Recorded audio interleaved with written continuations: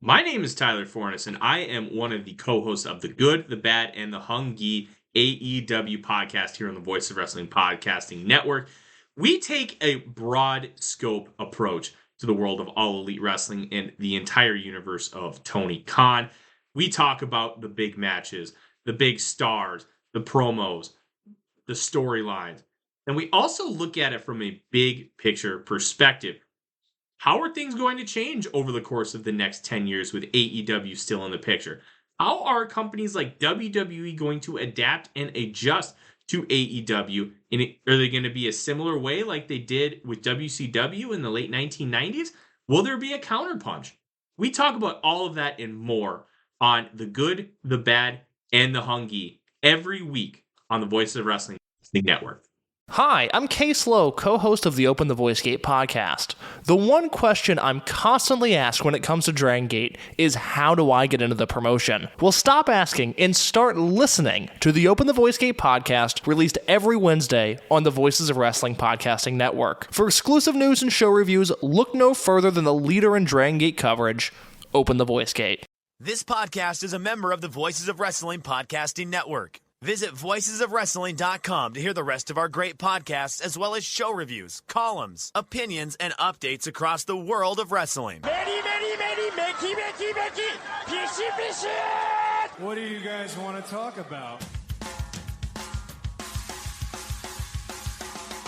You are listening to the Flagship Podcast with your hosts, Joe Lanza. The lines are blurred between the living and the dead.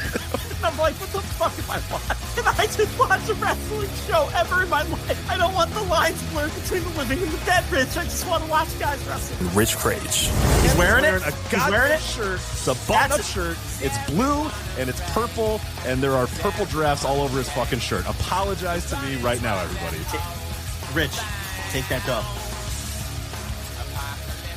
And we are live on the Flagship Podcast. I am Rich. He is Joe. Joe, what's happening? How are you? I'm great. I was going to say, this is a big day for the Italians, I got to say. You guys are back. Yes. You guys are back in a way you haven't been back in a very long time. Really? Big day for the Italians, I think so, yeah. The whole NBA illegal gambling thing going on, it all involves the families. Like, I haven't heard about the Italian mob families in so long, and they're back. It's good. They're in the public conscience again. I think it's got to be a good day for the Italian Americans. I thought maybe Italy won the Eurovision or something. Oh, the Eurovision. I don't know when Eurovision is. I actually do know when Eurovision is, because every person in Europe tweets about it nonstop. The entire amount of time Eurovision takes place, whether that is a week or a month. I don't know. I just know, like, one day I sign onto the internet and everyone talks about Eurovision, and then everybody talks about Eurovision for whatever amount of days Eurovision's around, and then one day it's all over and you're just like, okay, and then it's done and you never think about it again until the next time Eurovision comes back and everybody tweets about it constantly. Well, it's a big soccer tournament, so no, sir. That is, it's like a song and dance. I think it's singing. I don't know if it's technically dance. I don't know if it's performance. No, Eurovision. Are you thinking of Eurovision? Yeah, the Eurovision. No, European soccer tournament. Where it's like I don't know if it's a dance. Like if there's a European in the chat, let me know if there's dance components or it's just simply singing. I thought it was just singing. I know there's like you want to you want to be showy. It's not like that you just go up there and you grab a mic and you say, like, you have to have outfits and stuff. But I don't believe there's a whole lot of dancing involved. I believe it is just singing for the Eurovision. No, it is not it's not a footy match or footy tournament. No. Yeah, it's the big soccer tournament with the European countries. I know Iceland did real well a few years ago. UEFA. I think you're thinking of the UEFA Cup, right? Isn't that it? UEFA? I don't know. Is it the UEFA? I don't know. I don't know. UEFA. It's not Eurovision. Eurovision's definitely what I'm thinking of, I think. I don't know, actually. I know it's not a tournament of footy. The Euro soccer tournament, I call it Eurovision, and it annoys everybody in our Slack chat that I call it that, because Eurovision is the singing competition. Okay. But you call the UEFA, or like, what do you call Eurovision? Whatever that European soccer tournament is, it happens every other year. I think it's UEFA, right? I call that the Eurovision. Europa. It's like the Europa League. Isn't that right? Is that the one you're thinking of? I think. I don't know. The one with the countries, not the one with the There's one where there's the Champions League with all the champions from the various soccer leagues. Yeah, I think you're thinking of UEFA, because I remember one year the video game was like UEFA, and it was just like, oh, all right, cool, and nobody cared. We had the video game store I worked at, and nobody wanted to buy it. No. The UEFA is the UEFA Europa League. That's a league with like club teams. I'm talking about the European. I think it's called the Euro Cup, if I'm not mistaken. Euro Cup? Yeah. Okay. All right. But maybe it's sponsored. Maybe UEFA is the governing body. That might be. So we might both be right here. In a classic flagship bit, we're both right, but we don't know what the hell we're talking about. Yes, the Euro Cup. The Euro Cup. Okay. Well, don't worry, because Adam Silver will muck up and make the NBA just as confusing as soccer in no time. Of course. That's coming. Yeah, if he gets his wish. With the stupid in-season tournament, and I'm sure some other soccer-inspired gimmicks are coming to the NBA. The best thing about the quote-unquote mid-season tournament, Joe, I don't know, you watched some hoops yesterday. There was advertisements for the mid-season tournament. It's the I forget who sponsors, Emirates or something. It's like the Emirates NBA Cup or whatever. But essentially, for all intents and purposes, it is the quote-unquote mid-season tournament. Did you see when the quote-unquote mid-season tournament begins, Joe? No, probably like next week. Next week, October 31st. That's usually when they start. The Emirates Cup starts. It's like, what? Like, no, everyone's still excited about the beginning of the season. Why now are you saying, all right, now these games are different? And do that in February. Do that during the dog days of the season, not October 31st. What are we doing here? We got to color all the courts and confuse everybody. Because now we're like 3-4 years in, we're still going to get people saying, wait, so are these regular season games, or how does this work? It's a mess. It's like the playing games that still don't statistically count. Like, I forget, someone had, it might have been Zion Williamson, had like an all-time great NBA play-in tournament performance that's just, you would never know. It doesn't exist. We had this discussed on the show before. Yeah, all the time. It just doesn't exist. It's statistically irrelevant. Like, if you look at his playoff record and his playoff history, you see nothing. And if you go and like if you know the exact year and go to the game logs, you're like, whoa, what's that game? It's just like, no, it's just a random game that happened for no reason, and it doesn't count for the regular season, and it doesn't count for the playoffs. It's mind-boggling. But no, I thought it was a big day for the Italians. It's been a while. When's the last time you guys have been really on top of the world, or on top of America? Let's say on top of America. It's been a while since on top of the world. I won't lie. On top of the world, that's been a while. Roman Empire is probably the last time I'd say Italy was on top of the world. So it's been quite a bit. But America, I mean, you guys had a good run there for a long time, but it started to, Just because you don't hear about the mob, that doesn't mean I know, but I'm saying, but no, I know they're still there. But I'm saying it's nice to to me, it's so almost reassuring to be like, yeah, well, it's the Gambino family. And I'm like, oh, yeah, here we go. Like, Feels good, right? I think it's good. Yeah, I think it's good for the world that the mob is still involved. Because everybody has that idea of like, well, the mob used to do this and this, but now, it's all cleaned up. All these industries are all cleaned up and all the betting's on this app. And you're like, nah, there's still 4 families. They talk about, 4 of the 5 families got involved in this NBA betting thing, which is... Families. Yeah. No, but only 4 of them got involved in the NBA thing, which is great. I don't know which. One of them's missing. One of them's just like, nah, we're good. Like 4 of the 5 are like, we're in. This sounds awesome. Let's do this. And the 5th family, I forget which one, is just like, nah, yeah. We'll pass. Well, there's the Bonanos. There's the Colombos. I think the Colombos. Okay, so the Gambinos are definitely in. What was it? The Bonanos. The Genovese and the Lucchese family. Those are the 5 families. Okay, Bonanno, Colombo. Colombo's the only one that's not involved, I think, in this NBA thing. Oh, the Colombos have nothing to do with this. Huh? I think so. Okay. They're like, basketball, we're good. We're going to worry about the Euro Cup. We're worried more about the Euro Cup. We don't give a fuck about hoops. They're not into basketball anymore. They stopped watching once Ewing left the Knicks. They saw Ewing in a Seattle Supersonics uniform. We're like, nah, we're good. We're done. Yeah. All right. Well, look, the thing about it is this, and I tell people this all the time, and stories like this break where, a couple NBA players, NBA coach got mixed up in not only potentially fixing some prop bets, which are probably the easiest things to fix right now, because you could just fake an injury and hit all of your unders, right? Correct. As an especially if you're a bad player too, which that's the most insane thing about all this, is that you can do prop bets on like the last guy on the bench, and that seems right for I mean, why are you able to do like prop bets on points scored for like the 12th man on the Houston Rockets? So, like that seems sketchy. Well, you might not be able to do it for. He still has to play though. He has to play. He has to play. Yes. So you have to at least try to figure out if the totals are going to be very low. Yes. And he has to play. But the point here is, the player can fake an injury. The coach can affect that by, cutting his minutes. But the thing about it is, and I try to tell people this, it's because you always hear, this is what all illegal gambling is going to lead to. Sports it's going to ruin sports. The thing about it is this, and I really need people to understand this and listen to me. This was always happening. Okay. The fact that gambling is legalized means it's not easier for this to occur. It's harder for this to occur and harder for people to get away with fixing results or fixing like the 2 Cleveland Guardian pitchers that got caught during the baseball season. Okay. They're out of baseball for good. If that would have happened 10 years ago, they never would have been caught. And it was happening 10 years ago. Same thing with these guys. If you don't think this has been happening all along, of course it has. And I'm going to explain to you why. Now that it's all legalized and regulated, and places like DraftKings and FanDuel and all these legal sports books, they're watching these sports closer than ever. The government is watching these sports closer than ever because it's all legalized and regulated. Previous to when all of this shit was legalized, it was the Wild West. There were not as many eyeballs on it because outside of Las Vegas, all of the gambling activity was illegal. So if a major bookmaker connected with one of the 5 families in New York knew something was up, and there was what's he going to do? Self-report and send himself to prison? So you just didn't hear about it.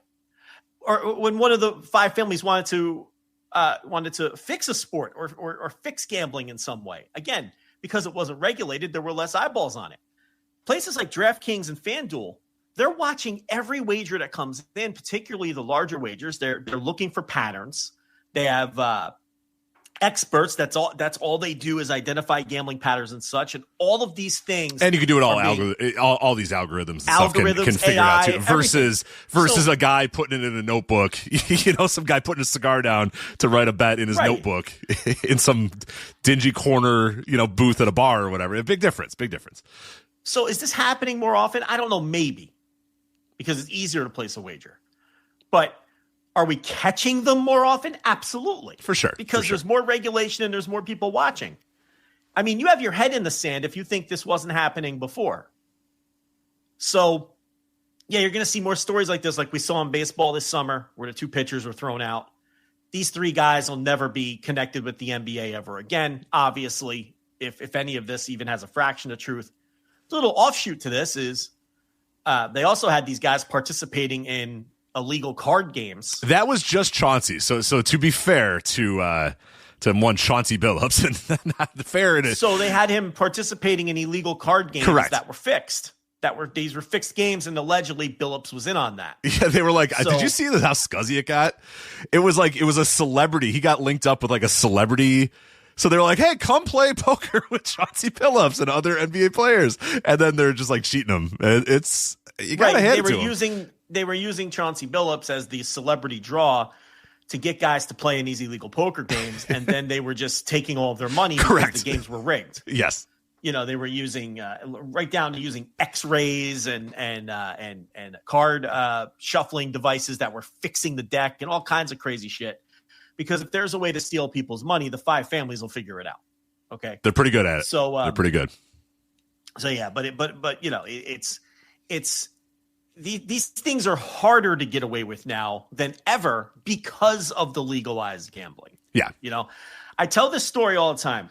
I may have told it on the air. I know I've told it to you, but many years ago, when I was a young punk in New Jersey, going through my Sopranos phase, where every Italian kid in New Jersey wants to be a gangster. Going through, excuse me, your Soprano phase? Well, I don't want to be a gangster anymore. Back then, every Italian kid in New Jersey. Right. I was going to say, I think the Sopranos thing isn't a phase, but I see what you're saying. Like actually acting out, not just nearly not watching the show. Yeah, not watching the show with a bowl of popcorn on your couch, but no, actually trying to be like, okay, I got it. I got you. So I was, myself and a friend of mine, we were taking low-level action. We had money on the street, so to speak. We were doing a little bookmaking. Low level, nickel and dimers, $25, $50, $100 bets. You know what I mean? So yeah, at that point in time in my life, I didn't have fucking a pot to piss in. I made maybe $10,000 in the bank or something. So you couldn't take heavy action, but we were taking nickel dime action and thought we were big shots. But even back then, and we were the lowest level bookmakers humanly possible. The Tim Donaghy stuff, I'm not going to sit here and tell you that we knew it was Tim Donaghy and no, I'm not going to go that far. But what I can tell you with 100% certainty is in those days, everybody knew that NBA over-under totals were absolute bullshit and to stay away from them.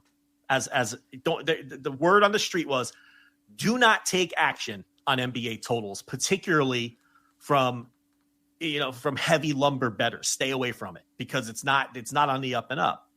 I mean, we knew that as the lowest level possible action takers there were on the street. So obviously the higher level connected bookmakers all knew that NBA totals were bullshit. And then a year later, the Donaghy stuff dropped where he was, affecting NBA totals. So it's not like if you think this stuff is only happening now because of legalized gambling, it's a total nonsense. And I tell this story all the time too. There was a bettor in New Jersey. He went by the moniker The Barber.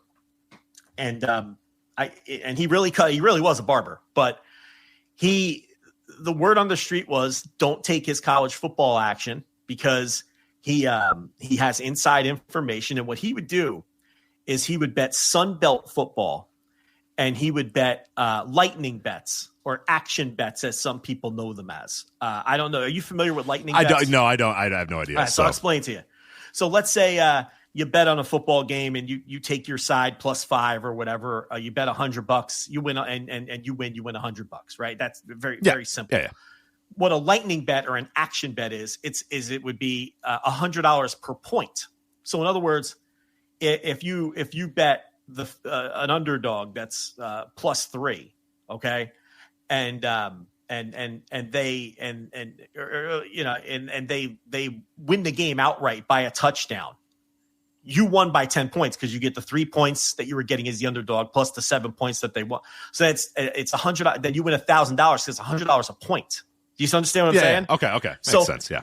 So they escalate very quickly. Right. Lightning bets are for heavy hitters who have large bankrolls, and it was well known in New Jersey not to take the action of this guy on his college football, particularly his Sun Belt bets, because he would always do action bets or lightning bets on Sun Belt football games, and he would almost always take the underdogs, and then they would win by 20. And this guy was betting $100,000, $500,000, $1,000 a point on these lightning bets. And he couldn't get anybody to take his action anymore because he clearly had inside information. Because these underdogs were winning by 10, 15, 20 points every time he played them.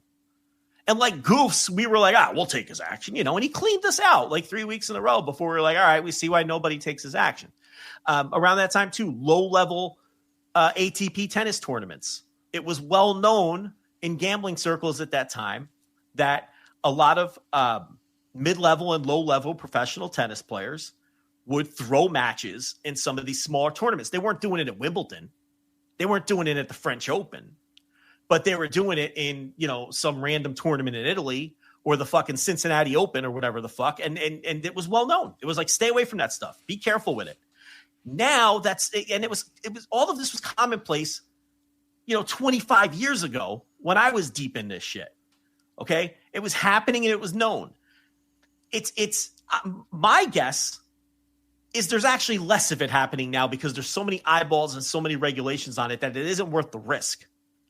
And what a lot of these guys are doing to get caught is very stupid. The two Cleveland pitchers couldn't have made it more obvious because when you go back and people have gone back and put the video together and what they were doing was first pitch of an inning will be a strike, right? So they were throwing a ball on purpose. Obviously they had people either putting in the bets for them or they were somehow corrupted by shady figures like the Five Families. So people put together tape of Emmanuel Clase, and his first pitch of every inning was like he was like spiking it in the dirt. The pitches weren't even close, and he was doing it every outing. And Surprise, surprise, he got caught. If this were the year 2001, he would have never got caught. You don't think people were doing it then? Please. Right. Please. So, this shit has always been happening.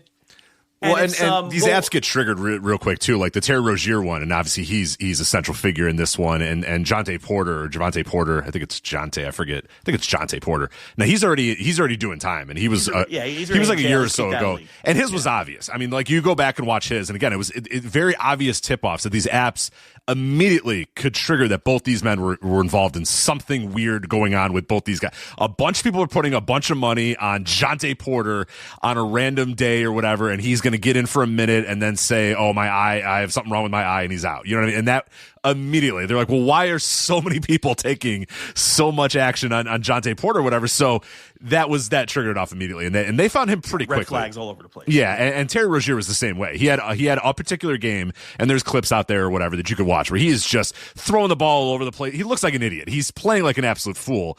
And there was like $500,000 of action on his like third quarter or whatever, and everyone's like, oh, something fucking weird going on with this. So it got triggered right away, and he had a injury and then missed the rest of the season, and that's essentially what was going on. So yeah, I see what you're saying. It probably is more obvious now. And there's and it's happening right now in every sport, and these guys are being investigated, and they're going to get caught.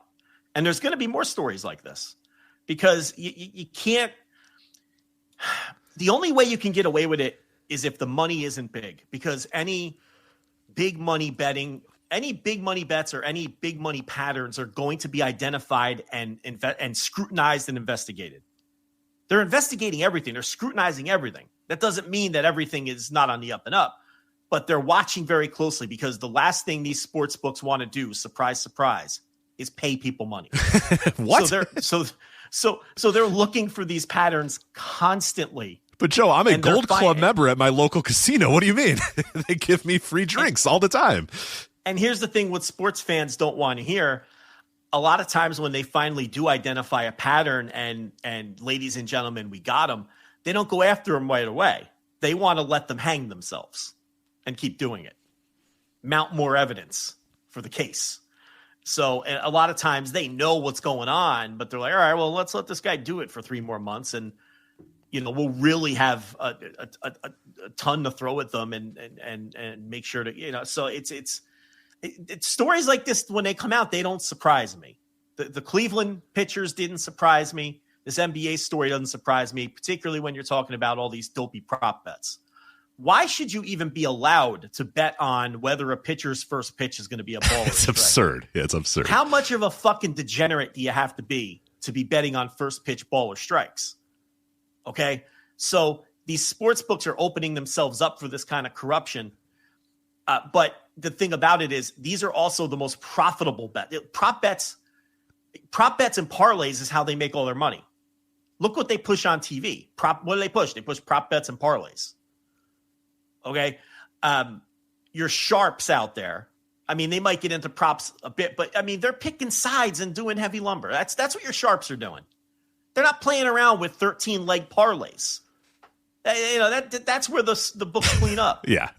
All you dopes doing your $2 13-leg NFL parlays every Sunday. They're just handing them $2. You're just handing, and there's hundreds of thousands of people doing that.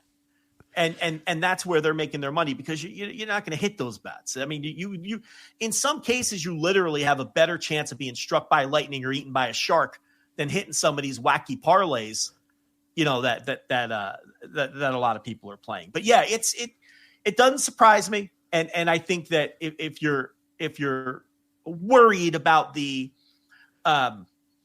what's the word I'm looking for? The integrity of these sports, the legalized gambling actually works in your favor to some degree, because this shit's being watched a lot closer than, like you said, there's some guy down at the corner bar chomping on a cigar. There's no regulation at all. You're just relying on the FBI and whether they're paying attention. Now, all these bookmakers are doing half the work for the FBI, and they're all paying attention and reporting shit to the authorities when they see patterns. And it's so much harder to get away with it. And I think eventually people think it's going to get worse. I actually think it's going to get better, because I think athletes are going to get smarter when they keep seeing their buddies get put away. And they're like, look, we can't get away with this. The only way we can get away with this is if we're betting small total. But then what's the point if it's for small money? Right.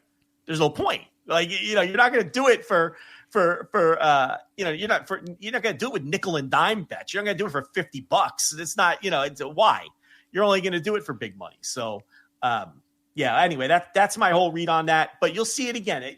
It'll happen in another league in fucking 6 months, and everybody will have the same panic that that gambling's the legalized game. Now, look, there's a lot of downsides to the legalized gambling too. This is a wrestling show. We don't need to get into all that today, but I really don't think the legalized gambling is hurting the integrity of these sports, because I'm a realist and I understand that it was always happening. That's hurting my enjoyment of watching the sports. I'll tell you that.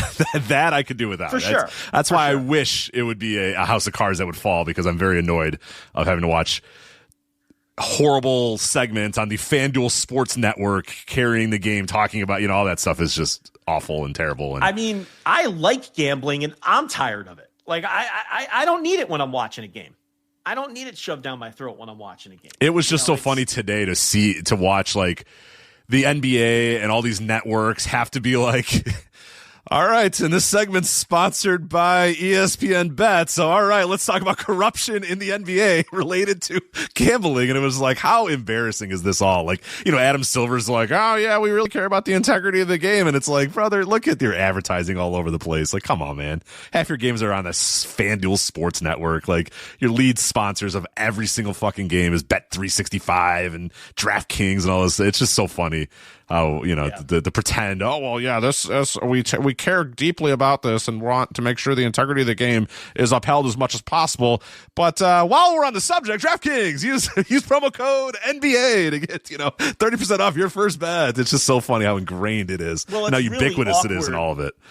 It's really awkward when ESPN has to report on a story like this, and on the bottom crawler is ESPN Bet. Log in now. Did you see that some producer was just like, we should probably get rid of that. So halfway through the segment, like I think it was on ESPN's Get Up or something like that, they're talking about it, and on the bottom it has ESPN Bet with like a bunch of lines scrolling on the bottom, and all of a sudden that ESPN Bet line just disappears because someone was just like, just turn it off, like not right now. Zapped it off the like, screen. It looks so bad right now. Let's just get it off. And then it was just dead space. Yeah, it was just a space. It was a gray bar at the bottom because they're like, I don't know what to fill it with. Just take it off. Just get it out of there.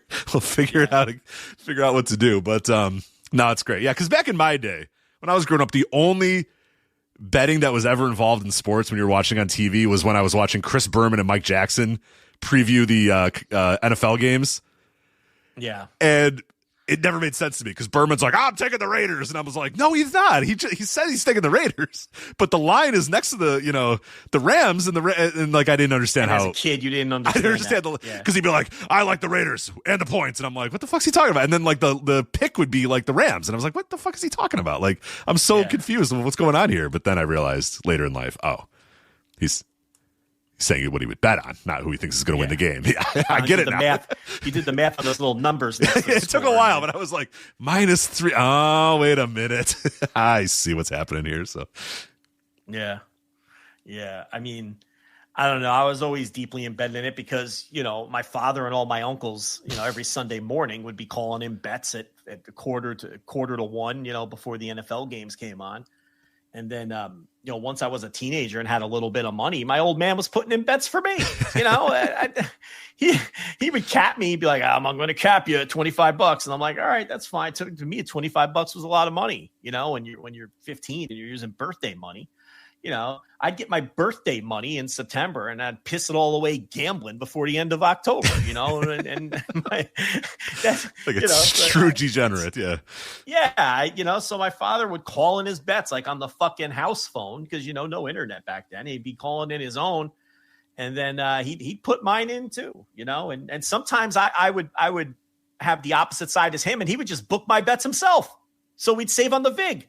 Like, if I'd be like, yeah, I like the Dolphins +3, he's like, oh, yeah, well, I like the Pats. I'll take that action. And then he would just bet against me. He's working you. Yeah, he's working you too, yeah. So it was worked for both of us because we're saving on the VIG. Whoever lost, wouldn't have to pay the VIG. So, so I learned about the VIG at a young age too and how you get around that if you could just find one of your buddies to fucking take the action for you. So yeah, I don't know. It's and it's crazy because I barely I throw a little action around sometimes, but I barely bet these days, but I don't know. I don't get worked up over these stories. I don't feel like they're not shocking to me, and I think people got to get used to it because the more eyeballs there are watching this stuff, the more these guys are going to get caught. Don't think that they're like, it's preposterous to think that the reason these stories keep happening and guys are getting caught is because of all the regulation now. That's why you only saw one gambling scandal, once a decade before this shit was legalized. And now we're getting them every 4 or 5 times a year. That's why, so I don't know. But who's staying out of it? The Colombos? The Colombos. Yeah, the Colombos are like, nah, all right, we're good.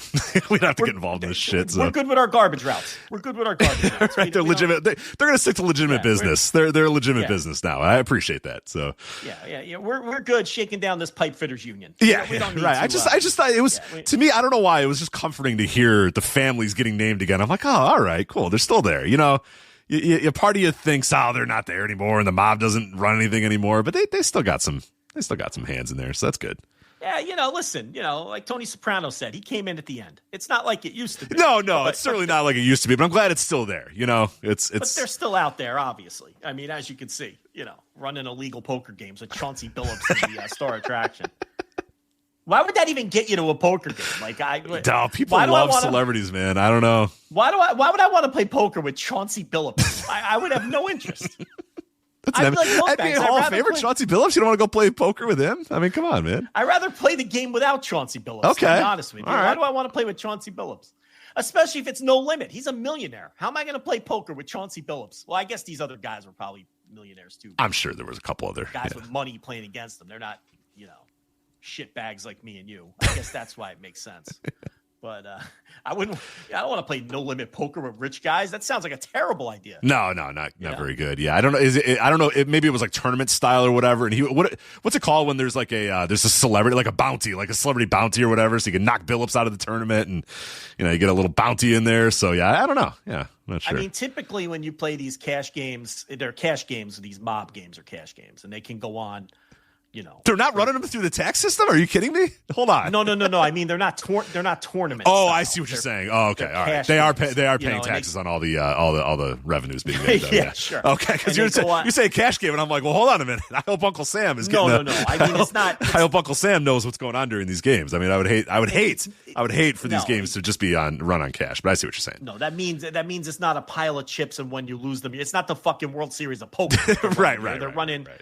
They're running cash games. Guys come in with a pocket full of fucking money, and they're just playing like the cash game you play in your garage with your friends. Except you guys are playing. No one's going to lose more than $35. These guys are playing with tens of thousands of dollars. And I guess there's some lore in wanting to shake down fucking bottom 10% basketball Hall of Famer Chauncey Billups. I don't know. Stop. Oh, come on. He's bottom 3% for sure. What are you saying here? Come on. Yeah, I gave him too much credit. You gave him way too much credit. He's one of the worst Hall of Famers. Yeah, why is he in the Hall of Fame? Because everybody is, man. Mitch Richmond used to be my go-to. Was Mitch? I feel like Chauncey might. I mean, well, now it's like low-hanging fruit to call Chauncey Billups out. So I'm not going to do that, but like before this, he was my go-to now for like, oh, we're just letting everybody in this Hall of Fame. Before it was Mitch Richmond. I hated to do that to Mitch because I like Mitch Richmond, but he was definitely like the worst basketball Hall of Famer. But now I guess, or the worst like NBA affiliated basketball Hall of Famer. I'm sure there's some high school coach and 2A Iowa basketball that's, hey, won 5,000 games. Great. Well, that's the thing. It's not the NBA Hall of Fame. It's not. No. So I usually go by like who played in the NBA and who's the worst Hall of Famer. I don't want to pick on some random high school, women's high school basketball coach in Iowa or whatever. But right. No, it used to be Mitch Richmond, but I feel like Chauncey might be the worst one now. But that's who got in first? I thought Billups got in before Richmond got in. Oh, Richmond was in, about 10 years ago or so. Mitch got in. When are they going to put in Armand Gilliam? Soon enough, yeah. The Hammer. Armand Hammer, yeah, I don't know. He was my favorite player for a while when I was going to Nets games. And during that same period where I probably had action on all those Nets games I went to. Armand Gilliam. I don't know. Yeah, he didn't have exactly the best. He was. No, all right. Yeah. A few big years there. Yeah, well, were they? He did. I guess that's true. He had some 20-point per game. He was like in the before the Hornets were good. He was like the Hornets. Like I think he may have made an All-Star team as a Hornet. I don't know if that's true. I have to look that up. But he had a couple years where he was like pretty decent on the Hornets, and then they're like, all right, we're gonna get like good players now, so you got to go. So you got to go to New Jersey now. I think this is. I don't think you're respecting Armand Gilliam enough here. He was a damn good player, Armand Gilliam. I liked him. Good tenacity. The hammer. He would score in the Meadowlands PA announcer. Because let's say they're playing the Bullets. Michael Adams Michael Adams. The very subdued Michael Adams for 2. And or some hokey net like a Kevin Edwards for 2. Right? But when Armand Gilliam drove the lane and threw home a tomahawk dunk, he would go, the hammer. They didn't call him Armand Gilliam over the PA. They called him the hammer with that gluttural, like deep, that's right. The hammer, Armand Gilliam. And honestly, I don't think you're giving him enough respect. Probably am not, but I don't know if the Hall of Fame, I don't know if he waits by his phone every year for a call from Springfield, Mass, but he probably shouldn't. I don't know if it's going to happen for him. So yeah, listen, yeah, look at this, man. This guy was a quality NBA scorer for about 12 years. He averaged 18.5 points a game as a 31-year-old on the Nets. That's what I'm talking about. Okay, he probably led the team that year. Was it a good team? Probably led the team that year. Oh, led the team. I thought you said that was a good team that year, and I was like, I don't know if it was. The 95-96 Nets. Yeah, I don't know if the 95-96. Those Butch Beard-led Nets. Yeah. Willis Reed is the GM. He's just like, I don't know, man. I'm not sure. He was the leading scorer by a wide margin. Uh-huh. The second highest scorer on that, Kendall Gill was on that team. Kenny Anderson. 30 and 52. So, yeah, they were not a good team. Not a bad team. Not a good team, though. No. But No. P.J. Brown, that's another memorable player. Oh, a young P.J. Brown, yeah. Yinka Dare, who was a very nice man, passed away very young. Yinka Dare, always very affable in the parking lot after the game. Yeah. Yeah. Oh, what a super nice guy. Yinka Dare, and because this is, I went to all these fucking games. And assistant coach, can't think of his name. Hold on. Let me pull this up. But Rick Mahorn's wife was another one, because his wife would come to all the games and she would walk out with him, and Rick Mahorn and his wife were like a comedy duo. They had banter, good banter. They had great banter, tremendous banter. Rick Mahorn and his wife, and Yinka Dare was so affable. The asshole from that era of the Nets was Sean Bradley. None of the fans liked Sean Bradley. He was a total dick to everyone. And he had a special car where, because he was so tall, he had it fashioned where he would sit in the back seat. Yeah, the front seat was out. Front seat. Yeah. And it was like a modified pickup truck with an extended like cab, I guess you call it. So he would sit like in the back seat, and there was no front seat to his car, and he had like the extended steering wheel and everything. I remember that, but he was a dick. Now I think later in life he became like a nicer man, but in those days, he was not one of the Nets that people were big fans of in the back. But yeah, Rick Mahorn is like Yinka Dare. It's such a nice guy. It was so sad when he died young. He just loved getting any attention, because he didn't play much. Yeah, end of the bench guy, end of the bench dude. Yeah, I think he went to George Washington, and he was new to the country too. He had only been in America a few years, so he really liked to talk to kids and the fans, and he would take pictures and everything. And those Net teams, those are my wheelhouse. Chris Childs was on those teams. I'm trying to think. Ed O'Bannon. The murderer Jason Williams, not the Jason Williams, not white chocolate Jason Williams, the oops, my gun went off Jason Williams, who, I mean, he'd still be a media star today if yes. he didn't have that incident, because he was on the verge of becoming a huge sports media star. Good when he smile, killed that guy. good smile, good face. Yeah. Good smile, good face. He had a great story. He adopted all his sister's kids, but he had that unfortunate incident where he was playing with a gun and he killed a guy. And I don't think it wasn't malicious and anything. That he was just fucking around with a gun. Like, you don't play with fucking guns, and it ruined his life. It ruined his life because he killed that poor guy because he was playing around. He didn't know the gun was loaded and he was fucking around with it, and he shot the guy in the chest and he killed him. Terrible story. all that. Rex Walters. I remember because I went to one of the Jordan number 45 games when he came back and was wearing 45. And I remember Bulls fans just invaded fucking Meadowlands that night. And I remember standing up because Rex Walters was assigned to Michael Jordan. You got him, Rex. It's a that was me all night. Tee him up, Rex. Get him, Rex. His ass down. Yeah. Yes, I had all these Bulls fans with their kids like turning around. But to be fair, you're in my arena, though. Right. You know what I mean? Like I'm allowed to be obnoxious because you know what I mean? Like that's the rules. Like I'm rooting for my team. You're the one who is in my arena, but I'll never forget that. And I don't. Jordan didn't play particularly well, but it's not like Rex Walters was locked. I'm gonna find this exact game score and find out if he played pretty well. Like 95, 96. I think he had like 18 points or something. Let's see. So you want you're on record in your mind. In your mind, Rex Walters did do okay. He did okay. Okay. All right. Let's see. The way I remember it was he had about 18 points. Okay. It was one of his first games back. It was definitely number 45, Jordan. 100%. So what would that be, 95, 96? That would be, yes. No, I think 94, 95. 94, 95? I think it might have been 94, 95. Yeah, I think it meant 94, 95. Because he went to the 95 playoffs and he lost to the Magic. The Bulls lost to the Magic there. So I'm going to look at the 94, 95 Bulls games logs here. Let's see. All right, let's find the Nets. The New Jersey Nets. The assistant coach was Paul Silas. Paul Silas. Yeah, I've always heard he was a nice guy. He would talk basketball strategy with us after the games. That's the best person to ever talk to if you ever meet anybody that's involved in sports is an NBA assistant coach. And if you have any interest in basketball, they will talk basketball with you. They love it. And he would school us. We'd be like, why'd you guys do this in the third quarter? We should have done this. And he would explain to us why we were so stupid.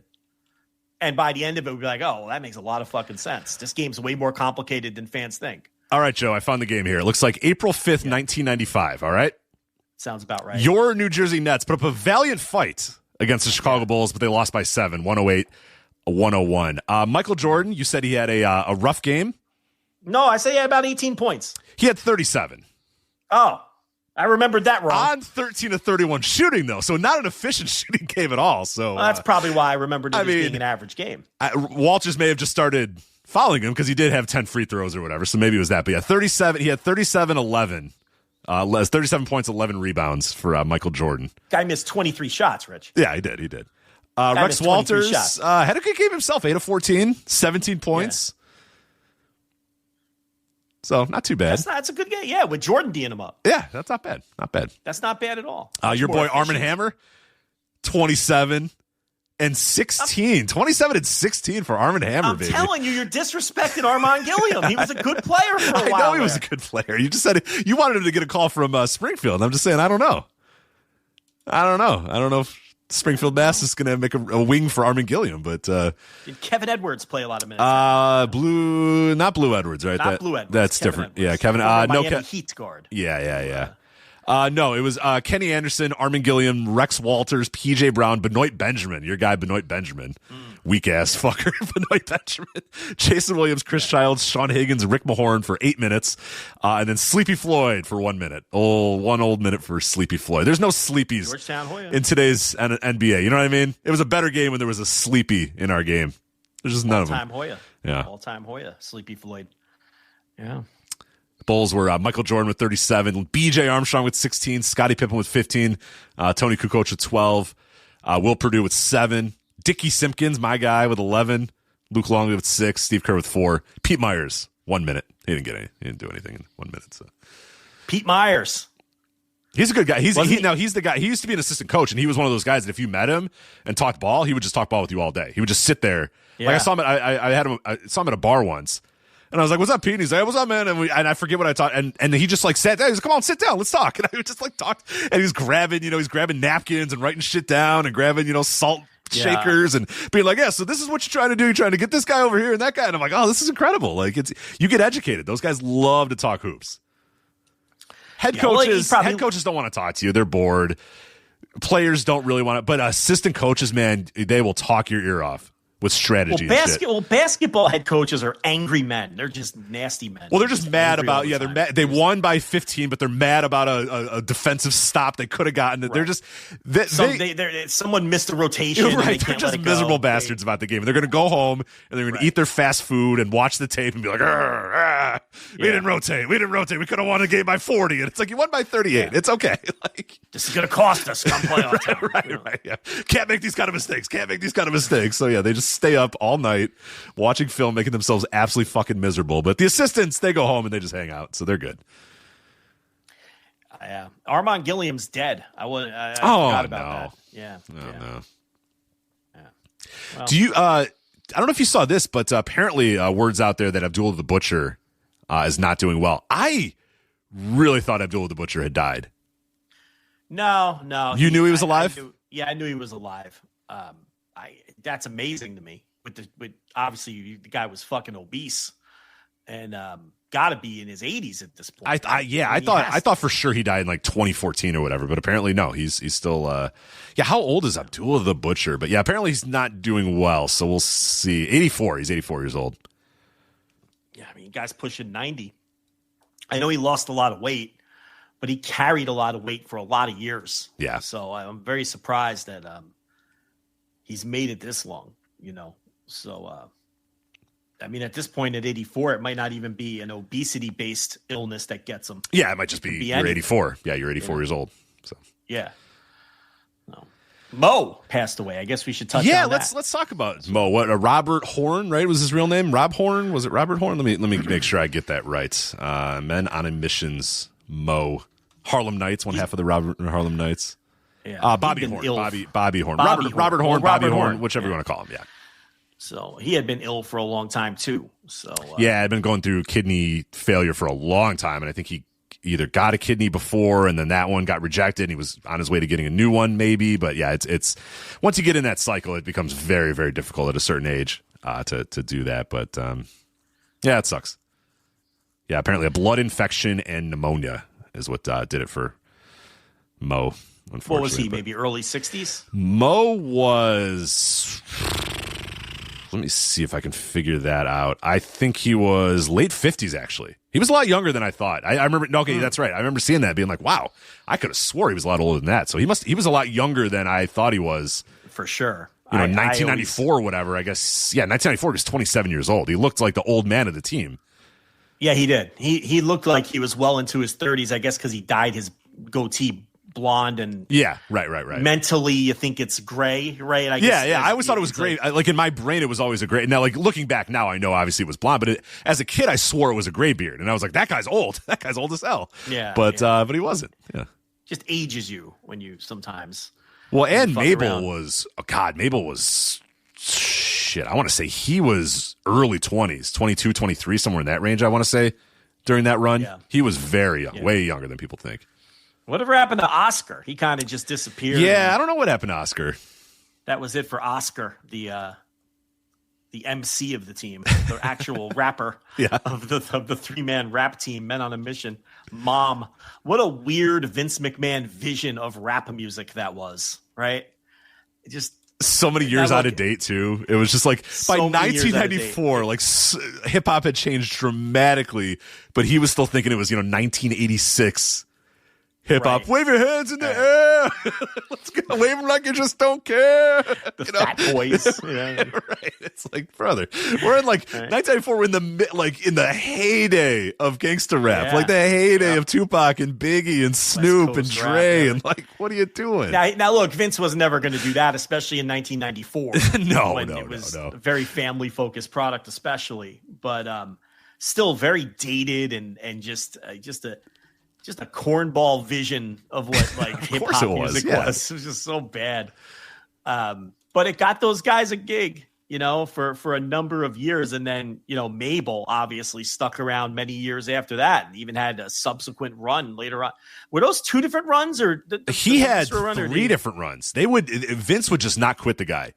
Yeah. He left after he did his run. He won the King of the Ring, obviously, and then he left in 1995. It was late 1995. He left and just started working all over the place. I think he worked in Puerto Rico and a couple other places or whatever. USWA, he was back in Memphis, And then for some fucking reason, out of nowhere in like 1998, he just appeared again. It was just like, oh, there's Mabel. Like, what the fuck? Yeah. No, it was 1999, the Royal Rumble. He just appeared. He was just fucking in the Royal Rumble.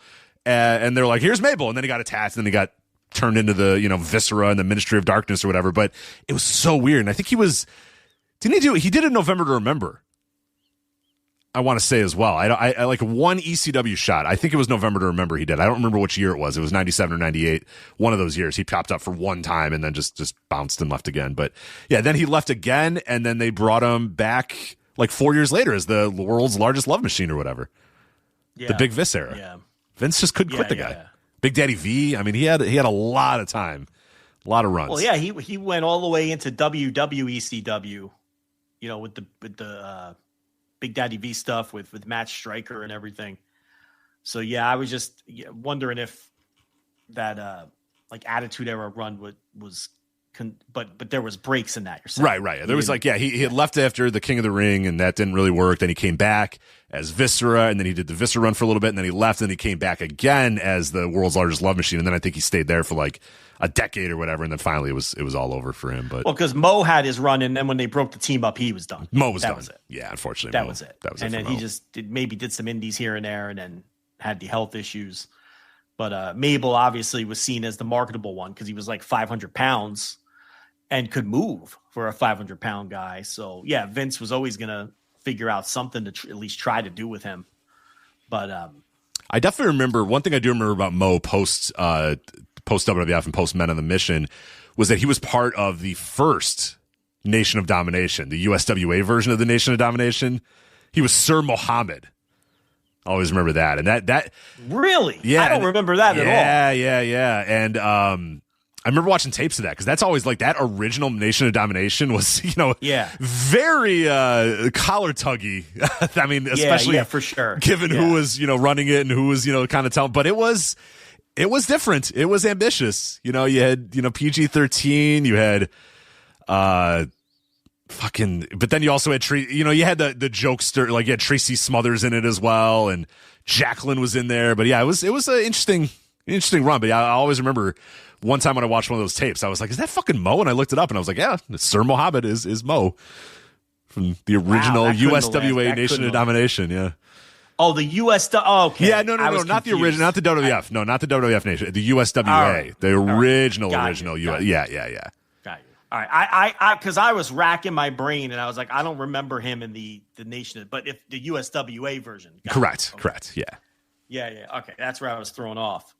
But because he did settle in Memphis for a while with all the various incarnations of whatever was going on there, because that was that weird era, late 90s, early 2000s, where it kept changing ownerships. They kept changing the name, and because the USWA flamed out, and then it was whatever it was, Memphis Championship Wrestling for a while, Power Pro, all that shit, and so that's kind of where his career went, and then he just kind of faded away, but. A solid 3-4 year run with Men on a Mission, right? Yeah, longer than you think. Yeah, I think like 93 to at least 95, at least. Well, of course 95, because then he was Sir Mo or whatever with King Mabel. So he was a heel with them for a while, and then I think once that was done, I think so maybe lasted until 96. I don't know how much longer into 96, but definitely 93 to 96. I think the Oscar portion of the team was just early 93, and then they kind of dropped his part of the act, right? But then it was like, that's the O of Mom. It did lose a little bit. Yeah, I lost a little bit with that. It was like, I want to say, I think Oscar was there from all of 1994. I think he did leave once. Was he? Yeah, I want to say he was for a good amount of time, but I don't know if he was there the entire 94. But when he turned heel, obviously, and before that, you know what? No, that's how they turned heel. They beat him up. Oh, yeah, you're right. Forgot about that. They beat his ass up and they're like, get out of here, Oscar. That's and they wrote him off. They wrote him off. Because he wasn't in the business, right? He was like some legitimate. Yeah, the story is that like that he tried to like pitch himself to Vince. I think he was like a low level. He wanted to do music for WWF and then like rapped to Vince in an elevator, and Vince like, God damn, we got to hire him. And then he did. And then he got 2 years out of it. So good for him. Yeah. Yeah, I often think about Oscar and what he's up to. Oscar, today. I hope he's still kicking. Yeah, I don't know. I have no idea what's going on with Oscar. I try to look it up real quickly. Hope he's well. Yeah. because the other two aren't. They're we hope he's well. They're certainly not well right now. No. So there you go. That's Mo. I don't have much to say about Mo, unfortunately. There's not a lot to say about Mo. No. I mean, the guys, they showed up, they had a 3-year run, and then he went to Memphis, and then he was gone. I mean, I don't know what you want me to give you. Look, the guy just passed away, but I'm not going to pretend that he was Toshiaki Kawada. I mean, there's not much to break down with his work either, to be honest. The team was all about Mabel. And then, he didn't do much of anything beyond a year like 1999. So there's just not a lot of places to go. I just know that he had a lot of health problems over the last decade or so. So, and I didn't realize he was that young. I thought he would have been in his 60s by now. So, 58, obviously way too young. Yeah, I know that Dave Meltzer was talking about it, that Mo kept having some issues with WWE because they wouldn't offer to pay for his kidney transplants or whatever. And he was basically saying, well, if I was on drugs or whatever, you pay for it and send me to rehab. Right, I have an issue. Yeah. Can you help me? And they're like, well, in our policy, it's only for drug rehabs or whatever. So he fought that. And obviously, lost that fight. Didn't help him. Yeah. Because he's dead. So not great. Well, he should have took up a drug habit. Exactly. Yeah. At some point and worked it all in. But I didn't know this, but allegedly that even that's kind of not as altruistic as you think, because they then if you go to rehab on their dime, they take it out of your royalties. And I never knew that. Yeah, that doesn't really count then. That's not as altruistic. Yeah, exactly. Like it's like you're still paying for it. They're just like they'll give you the advance, basically. They'll give you the advance. Yeah. And, maybe your royalties won't cover it all, right? But, there go your royalties, though. Maybe that $100 check every quarter, helped you buy some groceries, right? But now you're not getting that anymore. So I just thought it was just something they did. Now, look, I never thought they were doing it to be out of the kindness of their heart. Yeah. Right. I thought they were doing it either just for PR reasons or to save their own ass from, I guess the bad headlines of all their former wrestlers dying left and right. There's always a selfish angle to anything that they do. But when I found out it comes out of your fucking royalties, it's like, oh, well, this is even fucking less even pretend altruistic than I thought. Yeah. Right. It's like sometimes I'll have jobs and they'll be like, yeah, you can take off today if you want, or like, oh, you can take off the day after Christmas. And I'm like, oh, cool. And they're like, yeah, it'll count against your PTO. And I'm like, well, no, I'm not going to do that. Why would I do that? Well, then you're just telling me when to call out. Right. You're trying to force me to call in. Well, I'm not going to use it. If you can either give me the day or I'm going to come in. I'm not using my PTO for a day that I didn't want to take off, but you're asking me or telling me to take it off, but then you're taking it on my PTO. Like that doesn't quite work. Do you call it calling in or calling out? I call it calling in. Calling in? Yeah. Is that a regional dialect thing? Yeah, I'd say call it in. It is. In New Jersey, it's calling out. Interesting. Wait, are you an online? Are you an online guy? If you're in the line at a bank, are you online at the bank or are you in line? I'm online. There it is. Yep, I'm in line. You're in line? I'm in line. You're online. I guess, you know what? I think I use both now, come to think of it. Well, because online's stupid. Inline's the better. I think I use both. I don't think I have. I will admit to you, I will give you this one. Calling out works a little bit better than calling in. Yeah. But it describes what you're doing. Exactly. I'm calling out of work, so that makes sense as opposed to calling in. But online at the bank or online or whatever, that's ridiculous. Well, I think it's the same, like order in, order out if you're ordering food. Like in New Jersey, it's, we're going to order out. But a lot of people say, I'm not cooking, we're going to order in. I'm trying to think of what I use. Me, it's order out. Order out or order in. I don't really use order that in phrase. Always sounds weird to me. I don't think I ever used that phrase. It's like, let's order out. I never say, when people say order in, I'm gonna have to check myself next time. I don't know what I say. I'm trying to rifle it through my head right now. I don't know what I say, so I'll have to check that next time. Yeah, that's like the online in-line. I'm not sure what I say. I think I might say both. Yeah. I'm online. I'm in the line. In the line. In the line works a lot better. I say in the line for sure because sometimes when I'm waiting to pick up the kids from school, like Brittany will call me and I'll say, I'm in the line. I think I say in the line. Yeah, you're not. I'm not online. I'm not online in the pick. I'm not in the pickup line. Yeah, I don't know. Yeah, I that one never worked for me. In the line, I say. Yeah, in the line. Also, but you would only say in the line if it's a line that someone's familiar with. Like the school line is a daily line, so it's I'm in the line. The indicates a line you're familiar with. But if she called me while I'm in line, there it is. I just said in line naturally. There it is. Yep. I just said it naturally because I was going to say if she calls me and I'm in line at like Target, I'm not going to say I'm in the line. I'm going to say I'm in line. You only use the if it's a familiar line. Correct. You understand what I'm saying? I mean, and the person would know what that the is. The line. Oh, right. I know what line. Yeah. Okay. It's the school line because that's the line we're in every day. Right. But if you're in line, if you're waiting to check out at Target, you would probably say, "I'm in the line at Target." Line. Yeah. Yeah. Without thinking just now, I said in line. There it is. So we nailed it. So that's probably what I said. So Jizzle in the chat room, he nailed it. I say takeout. You say takeout. Yeah, I don't say what was the two? What was the other ones you said? Order out, order in. Order out, order in. Yeah, I would say takeout is what I would say. Or you just name like the type of food you're gonna get. Mm-hmm. Let's get Indian. Let's get Mexican. Let's get, you know what I mean, like that sort of.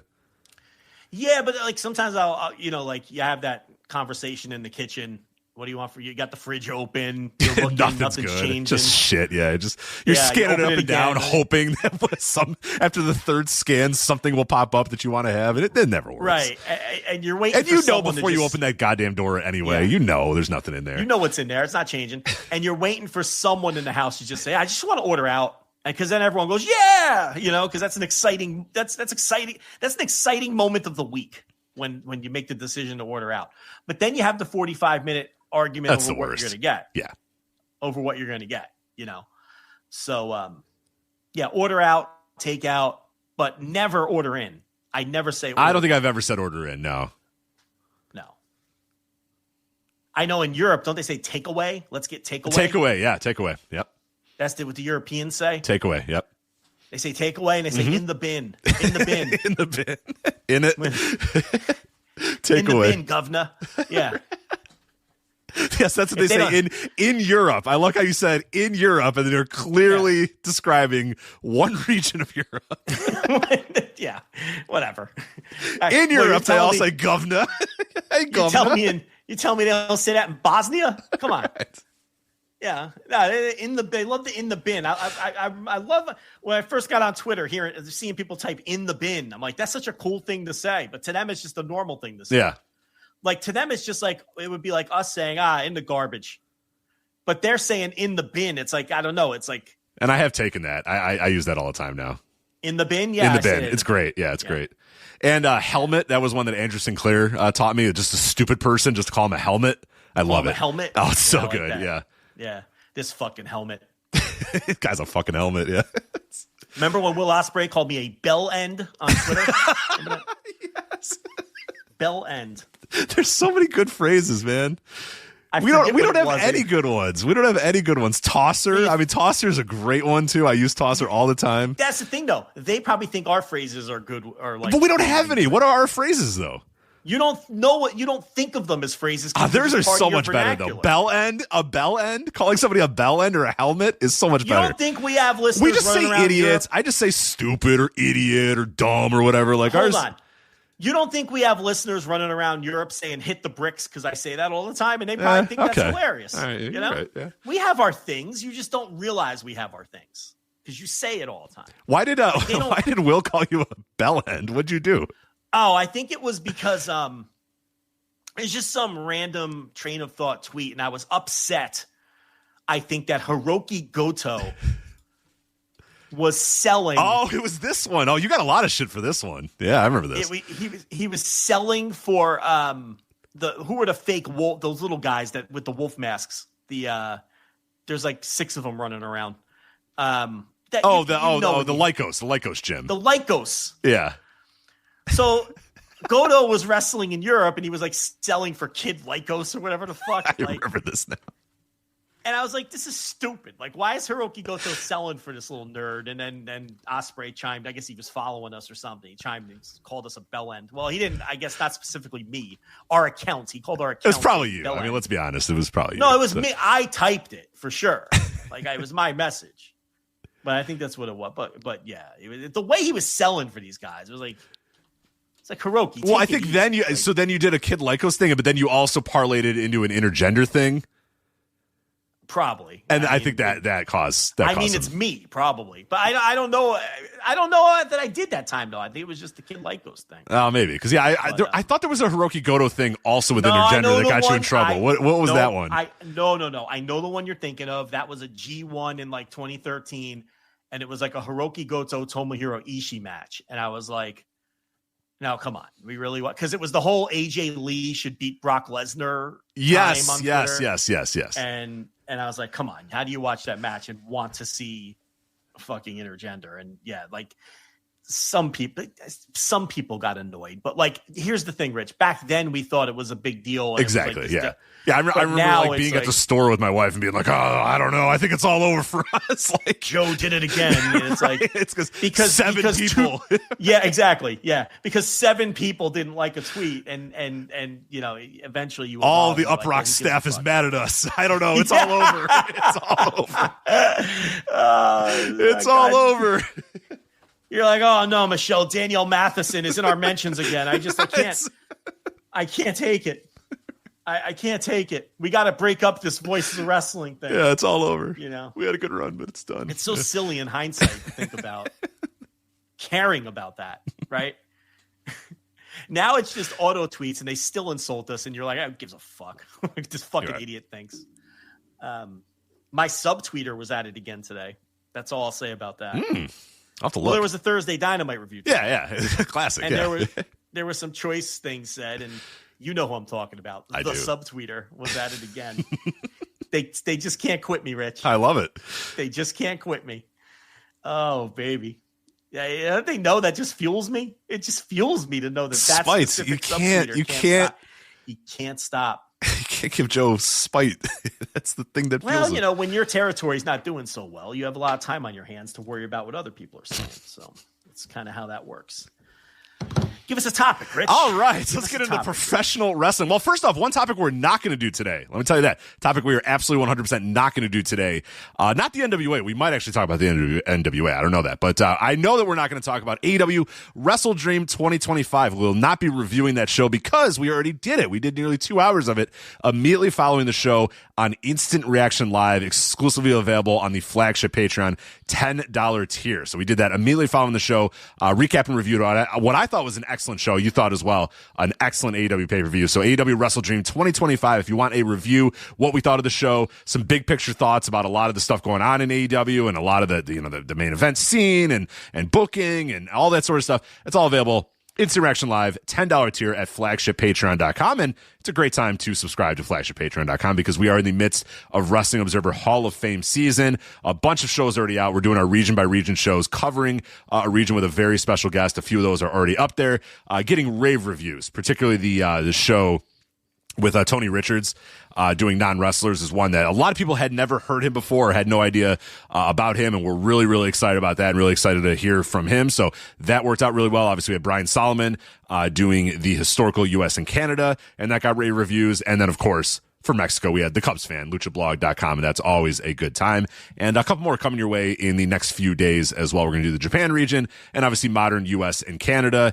And then, as we trickle down to when the ballots are due, you might get some other stuff. We'll do a ballot reveal show or some sort of ballot reveal content at some point pretty soon as well, where you and I give our ballots and explain why we voted for who we voted for or whatever. So that'll be good stuff. But everybody does really enjoy that season at flagshippatreon.com, and we're in the midst of it right now. So if you subscribe, you're going to get access to all of those shows and many, many more things as well. You get the Thursday Dynamite reviews, as mentioned, all of our written content, Tour of the Territories, my retro series, every single thing going on at flagshippatreon.com. You unlock it with the $10 tier. We also have a $5 tier available too if you just want the bonus audio. But there you go. That is the plug for flagshippatreon.com. But again, we will not be talking or reviewing AEW Wrestle Dream 2025. What we are going to talk, though, right now is ESPN Unlimited, Joe. WWE obviously left Peacock, joined ESPN to stream all of their PLEs, their major pay-per-view shows on ESPN Unlimited. We haven't had numbers or any press releases just yet as far as how these things are doing on ESPN, which was, and we talked about it even in a week after WrestlePalooza, where like the fact that we haven't heard lets you know that maybe things aren't going great over there. We also have not heard anything for Crown Jewel Perth. So again, ESPN is there's a whole ESPN PR wing. It's like a Twitter account that just tweets out about if college hockey had good ratings, if NBA had good ratings, if this had good. They're well equipped to scream about ratings and scream about how well things are doing. The fact that we've heard nothing about WWE is probably telling, but a data company, Antenna, released numbers this week estimating that 2.1 million people have signed up for ESPN Unlimited from the launch date. No. ESPN, not unlimited necessarily. It's not unlimited. I know.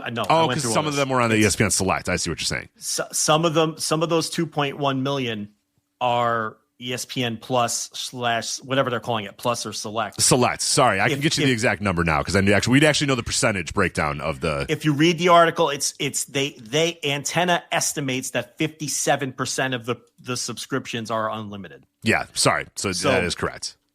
So here's what you need to know. They have a nice graph that goes with this. So just over 1.19 million basically are on the unlimited tier.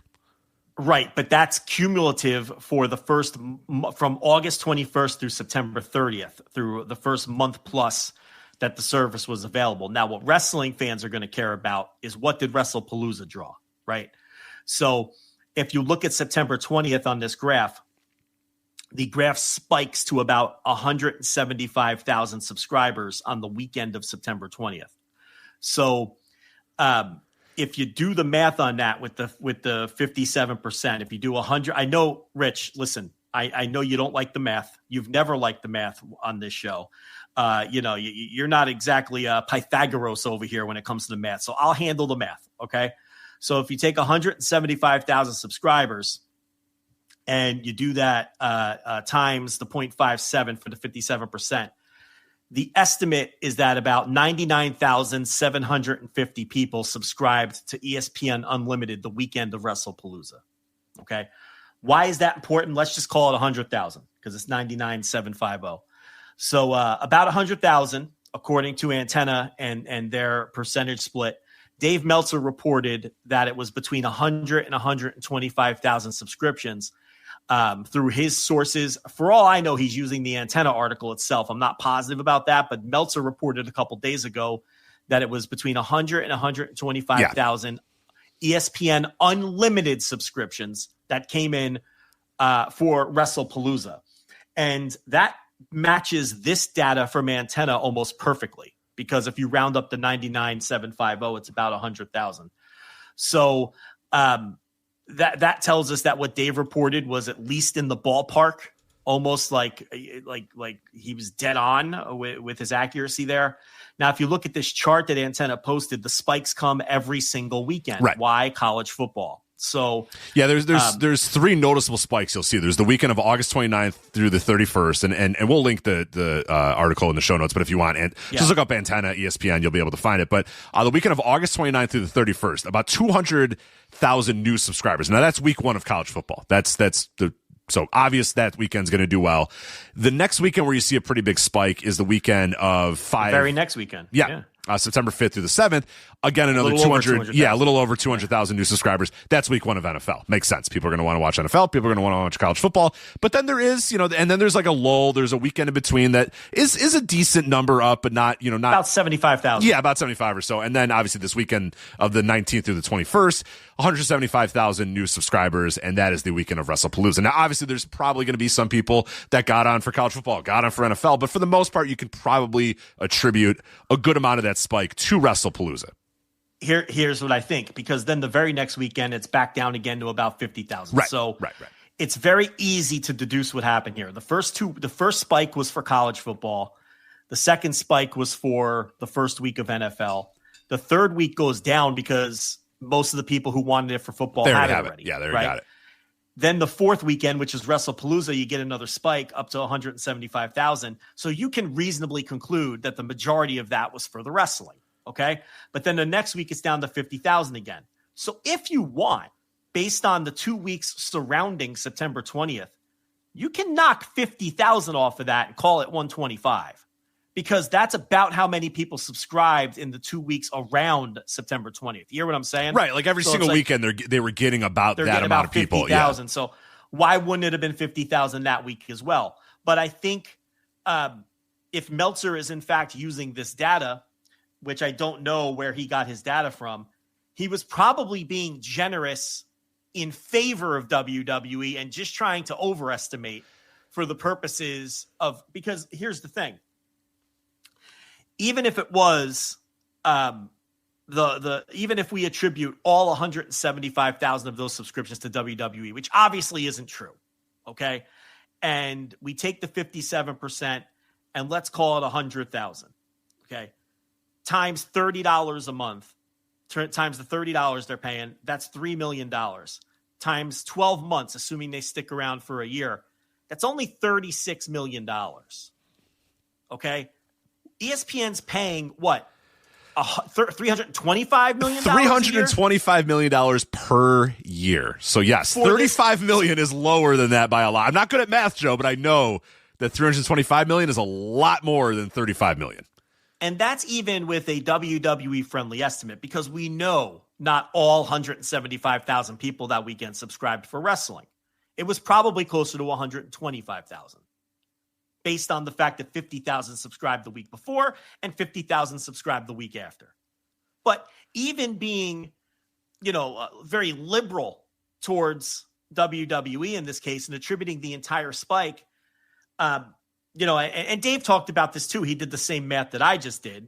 But listen, this is no surprise to us, anyone who listens to this show or anyone else who did the math when the deal was signed. We knew they were never getting their money back on the deal, because if they're getting, let's say that, now look, I'm sure there was a non-zero number of people who subscribed for the wrestling before the weekend of the 20th, right? So you have to add in a few people there. But history does show, Rich, and you know this, history shows that pay-per-view buys are almost always impulse buys on the day of the show. I know for me personally, I buy every single AEW pay-per-view. Do you know when I pay for it? Probably around the same time I do. Yeah. About an hour, 5 minutes to an hour before the show. Yeah. Yeah. And I don't know why. That's just how humans operate. So it's like, I forget what the exact numbers were, but I know it was well over like 90% of people who order a pay-per-view, even if they know they're going to pay for it a month ahead, will pay for it the day of the show. I don't know why humans work that way. Why do you pay half your bills the day they're due instead of a week before they're due? I don't know. It's how human psychology works. I have some bills that are on auto pay. I have some bills that I pay as soon as they come in the mail, but I have a small stack of bills, Rich, where I look at that due date and I don't pay that fucker till the due date. Why? I don't know. Why do our brains work like this? I'm not fucking Freud. I can't explain this to you.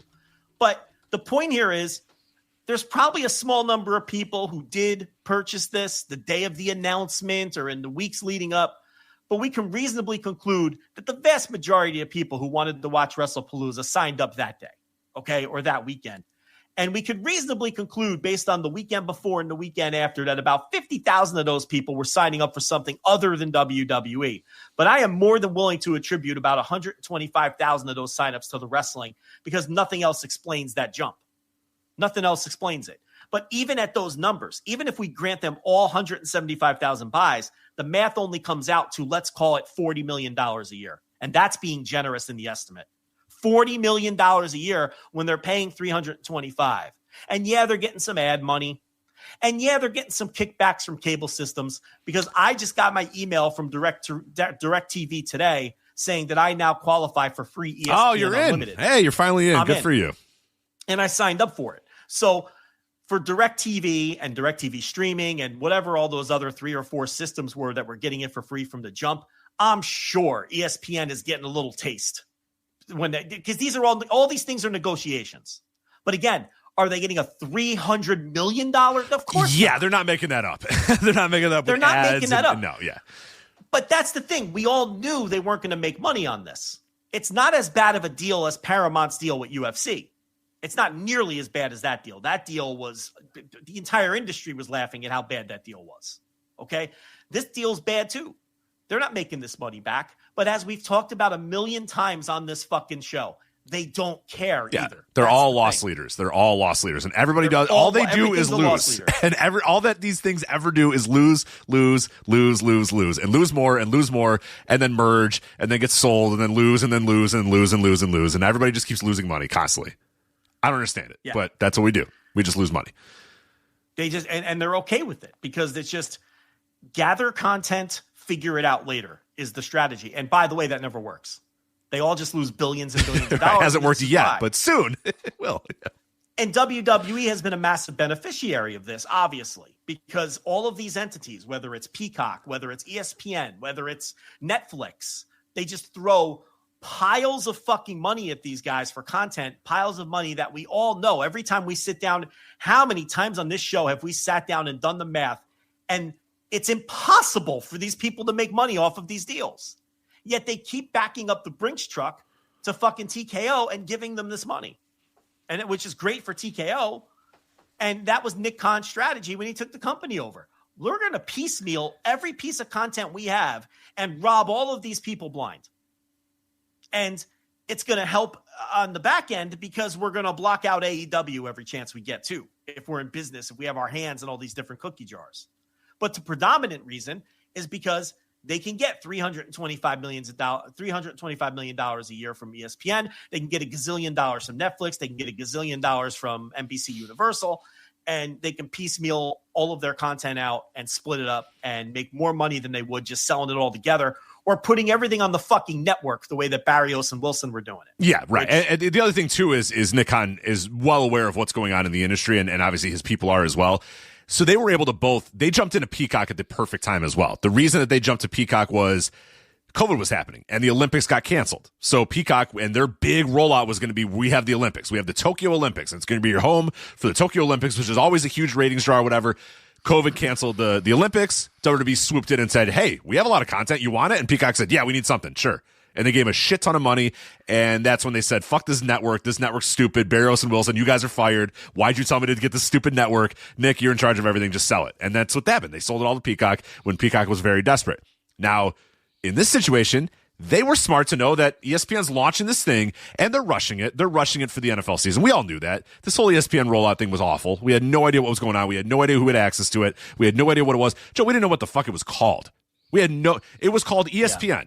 It was just called ESPN. The guy, the ESPN head said, we're just going to call it ESPN so it's not confusing. Oh, yeah, nothing's less confusing than calling it ESPN when all your other stuff's called ESPN. And then it launches and it's called ESPN Unlimited. Nobody knew it was called ESPN Unlimited. They just said it the day it launched that it was ESPN Unlimited. And then the press release says, oh, if you have cable, you're good. You just have to link up your cable. And then it releases and it's like, well, not all the cable. I mean, these 4 cable guys can get it, but not everybody else. So it's been a disaster. But WWE was smart to say, these guys are fucking desperate.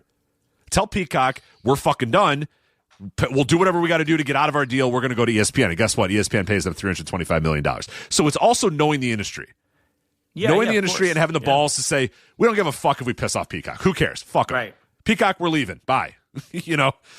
Tough shit. Deal with it. We're going to ESPN. Enjoy NXT. Right. So, anyway, I think the other part of this story, which is interesting, is WrestlePalooza, which is really WWE going back to a pay-per-view model, right? Because you have to pay $30 to watch it.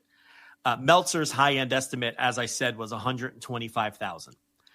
My low-end estimate is about 71,000 or 70,000 people because, again, I think it's reasonable to conclude that 50,000 of those new subscribers on the 20th came in for something other than WWE, just based on the trend line of the rest of the graph. So if you take 125,000 total subscribers times the 0.57, that gives you 71.25. That's so 71,250. So let's just call it 72,000. So the low end estimate for people who paid for WrestlePalooza would be under 100,000. It would be about 75,000. Yeah, definitely under 100,000. It was 75,000. The high end estimate would be the Meltzer high end estimate of 125,000. I think what Dave is doing is he's just giving the entire 175. He's just crediting all of that to wrestling. And then he's tossing in a few more from maybe people who paid for it previously.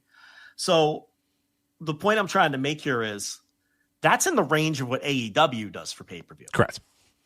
Okay. That's what they did for WrestlePalooza. And now listen, there's some other factors here. Obviously, there's about a half dozen cable satellite providers of people who were able to watch for free, and they wouldn't be included in this data. Okay, so they didn't technically pay for it, but that's people who may have paid for it. If they weren't given it for nothing. You also have to count, as Meltzer did. You have to at least account for maybe people who bought it a little early. You have to count for a few people who maybe bought it after the fact, based on maybe the buzz they saw it. Although WrestlePalooza, I was going to say, not a whole lot of buzz coming out of that show, but so you sprinkle in a few X. But the bottom line is, man, I mean, that's once again a very disappointing figure, because you would think WWE would do multitudes higher on pay-per-view than AEW would. And maybe they would on traditional pay-per-view. Maybe this specific ESPN paywall is more of a mental barrier for people, even though it's $20 cheaper. And I'm sure that's the case. So there are other factors here. But the point is, it's in the same ballpark. Well, you have a trained audience. That's a huge important, and we talked about it when they launched this ESPN thing, is that you've trained your audience for the last 4 or 5 years to, spend at most, what was it, $10 or whatever was I guess Peacock ad was like $15 or whatever.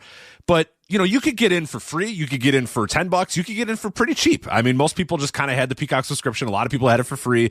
A lot of people had it for the low end or whatever. And it's a big jump to say, okay, well, now you got to go to this brand new app, and it's $30 now. I mean, it's a massive, massive price increase and a convenience issue, because as we saw, that rollout of the app was a disaster. So it's like the day of, it was not going to be easy to jump on there. Peacock, for all its, and there is some issues with Peacock, of course, but Peacock's pretty freaking easy. You know what I mean? Peacock's a pretty easy app, and it was pretty easy to understand, and the buy-in from the fans was pretty good. Buy-in, this ESPN thing, there's a lot more hurdles to get through that are not just financial, but the financial one's fucking massive. I mean, it's a big deal to say, shit, these things that were $10, now they're $30. Like, that's a big, I mean, when you've trained your audience that the value of it, and look, we were saying this thing when the network launched, when the WWE network launched, is like, what are you doing giving WrestleMania away for free? Like, do not do that. Don't give, like, charge the $9.99 per month or whatever, but then make WrestleMania like an extra thing. We were saying that when they first launched it. We're like, we don't understand why they're making WrestleMania a thing, but that's how they wanted the WWE network to work. So that was what they did. The hook was WrestleMania, but that barrier of entry was a little tough for people too, to get into that. But then eventually they kind of adapted to that. But they adapted a little bit more to the Peacock thing. The Peacock thing, for whatever reason, whether it was the free tier, whether it was, just being $10 or whatever, there were adopters to Peacock in great numbers. But it seems like a lot of those people just kind of said, for one reason or another, I'm not moving over to the CSPN thing. I don't care that much. And that's troubling. I mean, if you're WWE, that's definitely troubling. Okay. Well, let me pitch this to you. I'm sure that's the case for some people, as we've opined. But I was thinking about it from this perspective. As Meltzer has broke down these Raw numbers on Netflix every week, and WWE keeps hitting all-time lows, and there's some weeks where he speculates that Dynamite might be nipping at the heels, if not having more viewers than Raw. And with SmackDown numbers currently being barely over 1 million viewers. Right, scratching the surface. I mean, they're going to be under 1 million very soon, for sure. Pending how all this rating stuff shakes out. But my point here is, maybe the fact that WrestlePalooza did the same neighborhood of buys that AEW pay-per-views have done recently, maybe that speaks to the idea that there is a similar number of people watching both Raw and Dynamite. It's possible. Because the conversion percentage would be similar. Yeah, the issue that I always have with that, but the issue I always have with that is live event tickets. Then AEW's live event tickets is an absolute fucking massive red flag disaster all the way around. All right, let me pitch you this. We know WWE's advances are not great right now in comparison to the last 2 years. Their advances keep getting worse and worse. Now it's happening slowly. Yeah. It's like it's slow erosion, so it's not like a shock to the system like what happened with AEW, where there's dropped more precipitously, over the course of 2023. But maybe the ticket buying is lagging behind the viewership in this case, even though historically it's always been the other way around. Is that possible? Because the ticket buying is coming down, not for the major events, but for your rank and file Raws and SmackDowns. Right. Where there's some Raws and SmackDowns doing like 5,000-6,000. Yeah, they're back in that range for some of the Raws and SmackDowns. Some of them, for sure. Now, some of them are still hitting 10. Of course. Okay. But they're bottoming out around 5 or 6, where AEW is topping out at 5 or 6 and bottoming out at 2,500 or a fucking residency with 800 people. So the point here is what these WrestlePalooza numbers, one of the first things I thought of, and let me just get this out of the way. These are solid numbers because we not only got them from Dave, from whatever source he used, we now have them from Antenna, and they're identical numbers. So unless Dave got them from Antenna, which again is possible, we've now got 2 different sources providing this very similar data. And we anyone could do the math. I mean, we have someone in our chat and they're being facetious, but they're saying, sorry guys, but the other wrestling media sites are saying ESPN's deal with WWE is paying off with a huge surge of subscribers for WrestlePalooza. Well, as we know, these other outlets fucking suck. And they wouldn't do what we just did right there. They wouldn't do what we just did over the 25 minutes. Put the effort in to just do basic math. This wasn't even difficult math. This was just, okay, 57% are unlimited. Let's do the math. This is how many subscribers. This is how $30 a month. And having an understanding of what that graph looked like and understanding what week was college football, what week was the NFL, what week. Yeah, it just took a little bit. If you have a little understanding of the sports media landscape and sports in general, then yeah, it's not hard. It's not hard to. Now, was there technically a huge surge of subscribers on the 20th? Yes. Yes, people clearly signed up to watch WrestlePalooza. There's no doubt about it. There's a huge spike there in between 2 weeks where there's 50,000 people signing up. But when you do the math on those numbers, it's less than impressive. Yeah. It's not impressive at all. It's a $300 million loss. All right, maybe a little less when you factor in ads and, the taste from you get the idea. It's brutal is the point. And it has underperformed. I mean, I don't know how you can say it hasn't underperformed, but once Dave put out those numbers, our buddy Steve Muehlhausen was at it again. Oh, no. Rich, I don't know if you saw this. I didn't. Oh, no. So I want to remind people that Steve Muehlhausen is someone who does free PR for TKO. I'm presuming it's free because he worked with both Chris Legentil and Greg Domino. Chris Legentil, of course, who still heads up WWE PR. And Greg Domino, who works right underneath Legentil and does most of the legwork these days because Legentil's very busy with other jobs. We talked about this. What was it, last week? Or last the week week, before? Yeah. I think last week. Last week. Remember that Steve Muehlhausen worked with both of these guys at DAZN, has a built-in relationship with them. So if you're wondering why Steve Muehlhausen is one of the 2 or 3 people who still put out fast nationals when they're advantageous to WWE, that's your answer as to why. He does the bidding of these 2 guys that he's pals with, who he worked with at DAZN, who for some reason won't hire him.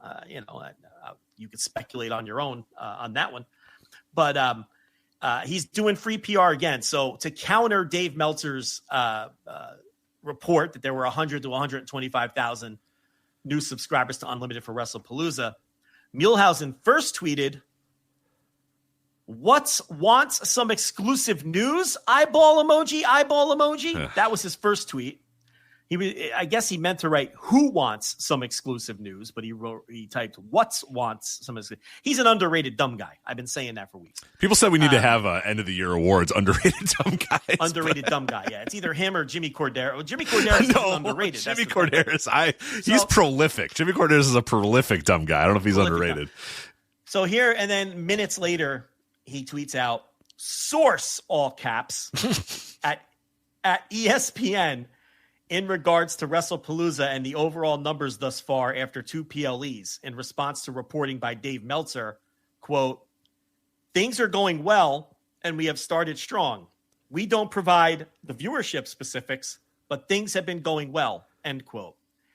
Now, if that doesn't sound like a ringing endorsement of success for Rich, I don't know what does. We don't release numbers, but it's going great, I assure you. What a soft-ass quote that is, if it's real, by the way, and I'll just assume that it is. I will not accuse Steven Muehlhausen of being that low down and dirty. I wouldn't think so either. I don't think I don't think he's doing that. I've seen – look, I don't think he's doing that. I think he got some quote from some dork in ESPN.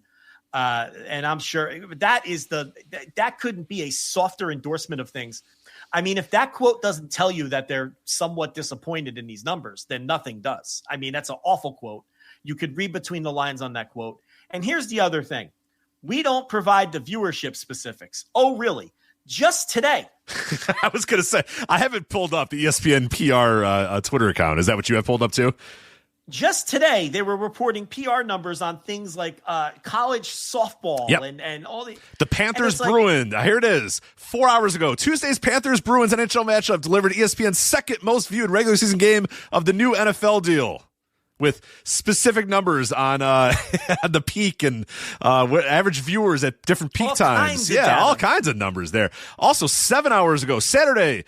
Let's see. Which one was it that I was looking at? That's the NHL, which is like high profile. October 22nd, Monday Night Football's Week 7 set ESPN record and delivered 6+ hours of strong viewership. And it's we got demos, we got millions of viewers.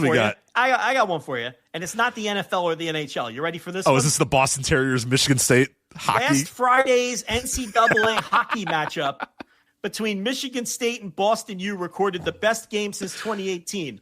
The matchup was the fourth most watched regular season college hockey game on the ESPN networks. So ESPN goes out of their way to tout the fourth most watched regular season college hockey game on the ESPN networks, but they don't tout anything in regards to WWE. No, well, and it said they don't do different segments and demos, right? Read Muehlhausen's thing again. I just want to make sure I have it right. It didn't say anything about that. It said, things are going well and we have started strong. We don't provide the viewership specifics, but things have been going well. Okay. October 22nd, College Game Day's Week 8 trip to University of Georgia delivered the fourth most watched regular season episode of all time. 2025 has scored top 7 regular season shows of all time, 3.6 million final hour plus viewers, second best ever, and beat the competition by 205%, as well as the second highest female audience ever for a regular season episode. You know, Muehlhausen, I wonder if he did the math like we did to see just October 22nd, ESPN tops the sports with 3 best games of. No, I'm just joking but I'm just pointing out that it's literally every day. Yeah, and then all the replies to his tweet. Dave caught lying again. Epic L for Dave. ESPN showed that fraud. Dave is getting his info. ESPN doesn't provide viewership specifics. Dave is being Dave. Dave the Hack Meltzer. It's almost disheartening. It makes me want to quit what I do because people are so fucking stupid.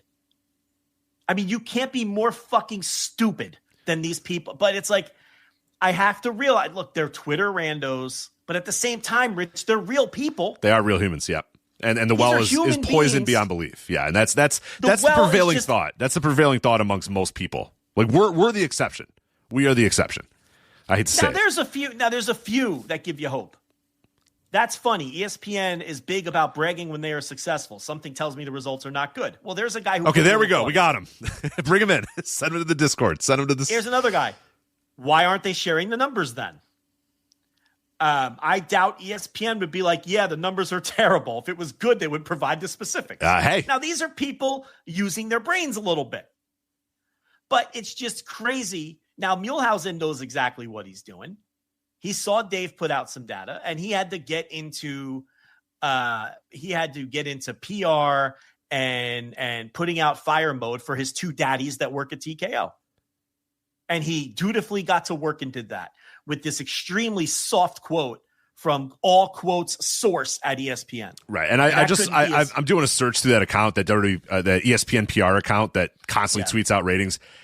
Not a thing about not WWE. A thing. Nothing about WrestlePalooza, nothing about Crown Jewel Perth, nothing. In terms of the numbers, like they did blanket like promoting of the shows, but nothing about the numbers. So it tells you one of 2 things. They're not proud of the numbers. But honestly, I know that's what most people think. I disagree with that. They might actually be happy with the numbers. What's more telling to me is it tells you they don't give a fuck about WWE. That's what it tells me. Because they don't care how much money they lose on this. Because they knew they were going to lose money on this. And like you said earlier, it tells me that they see this as a loss leader. They like being in business with the WWE brand. And they're more than happy to just add 125,000 subscribers on a random Saturday in August because it's 125,000 they wouldn't have had otherwise, even if they're losing 300 million on the back end, because what the fuck, it's just money. I mean, that's what it tells me.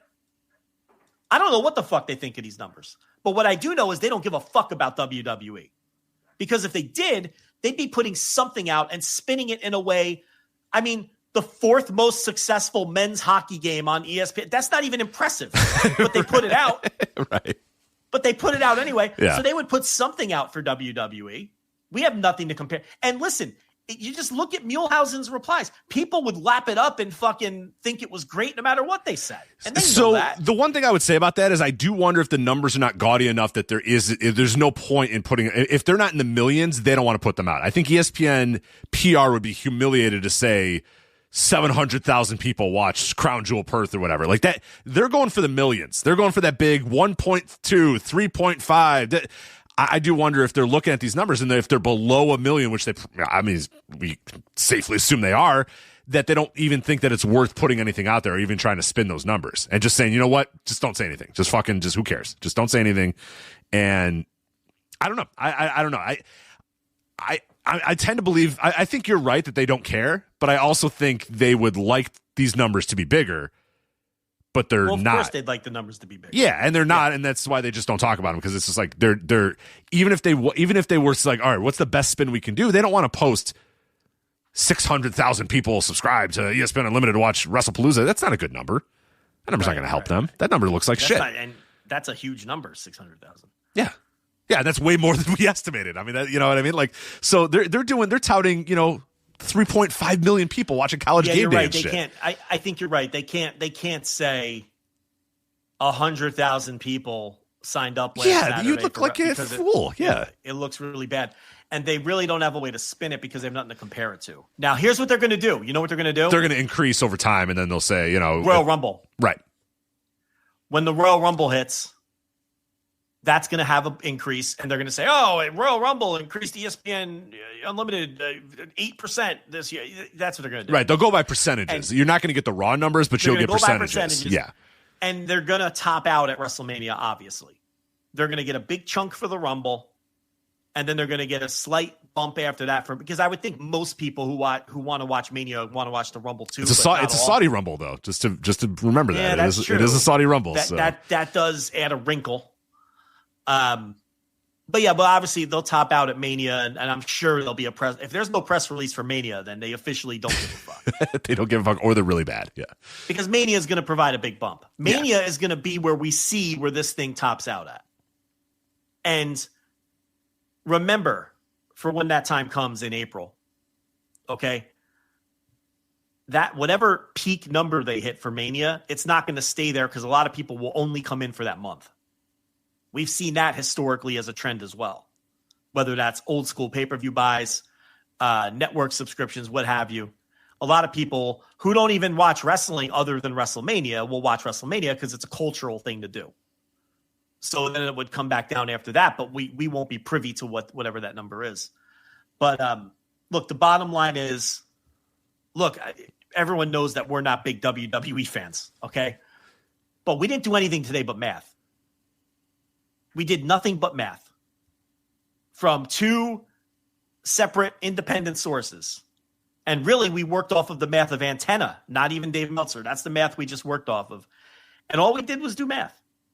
And again, this isn't a big surprise, but this deal is not even close to being a moneymaker. But with the caveat of, we know they don't give a shit. Neither side. You think TKO cares if ESPN makes money? No. Oh God, no. That's their problem. Yeah, no. When we're doing our shows, it's your way. You get. We talked about that when they sold the stuff to Netflix. Was they were getting out of the. We have been having this conversation about WWE for many, many, many years. They are out of the promotion business for the most. I mean, they sell live event tickets or whatever, but for the most part, they're a content provider. We provide you content. You sell subscriptions. That's it. We're not going to sell subscriptions. And if ESPN does, they'll just offload it to someone else when the next round comes up. Yeah. I mean, that's just how this works. So anyway, that's the WrestlePalooza thing. We wondered why it was all quiet, and the numbers they're just not impressive at all. I mean, they're just you can't even spin them as impressive.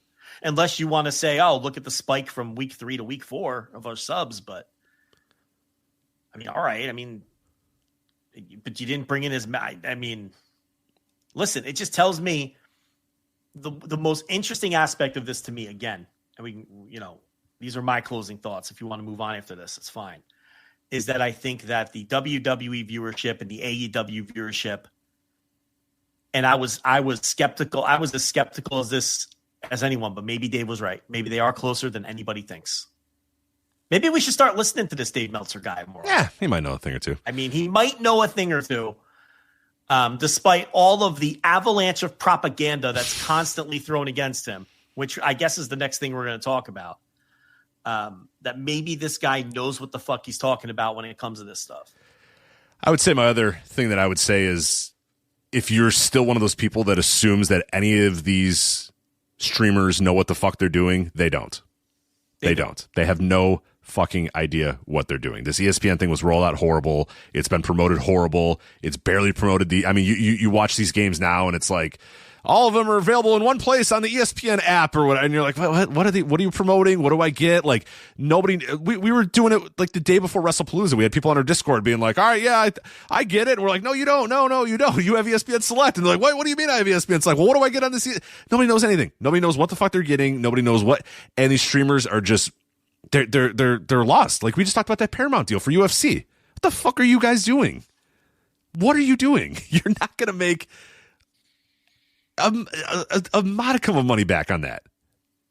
What are you doing? And they're in the data acquisition. We acquire users and we acquire data, and then we lose a shit ton of money. People say, oh, that's okay because cable's dying, so these guys are going to lose a bunch of money, but they're acquiring data and they're acquiring users or whatever. And then eventually they just keep losing money, and then they sell or merge or start a new service, and then they go, oh, well, we have a new service now. And it's like, I think it's clear that they have no fucking idea what they're doing, and WWE and TKO are very smart on pouncing on people that don't know what the fuck they're doing and making sure that people that don't know what the fuck they're doing gives them a shit ton of money.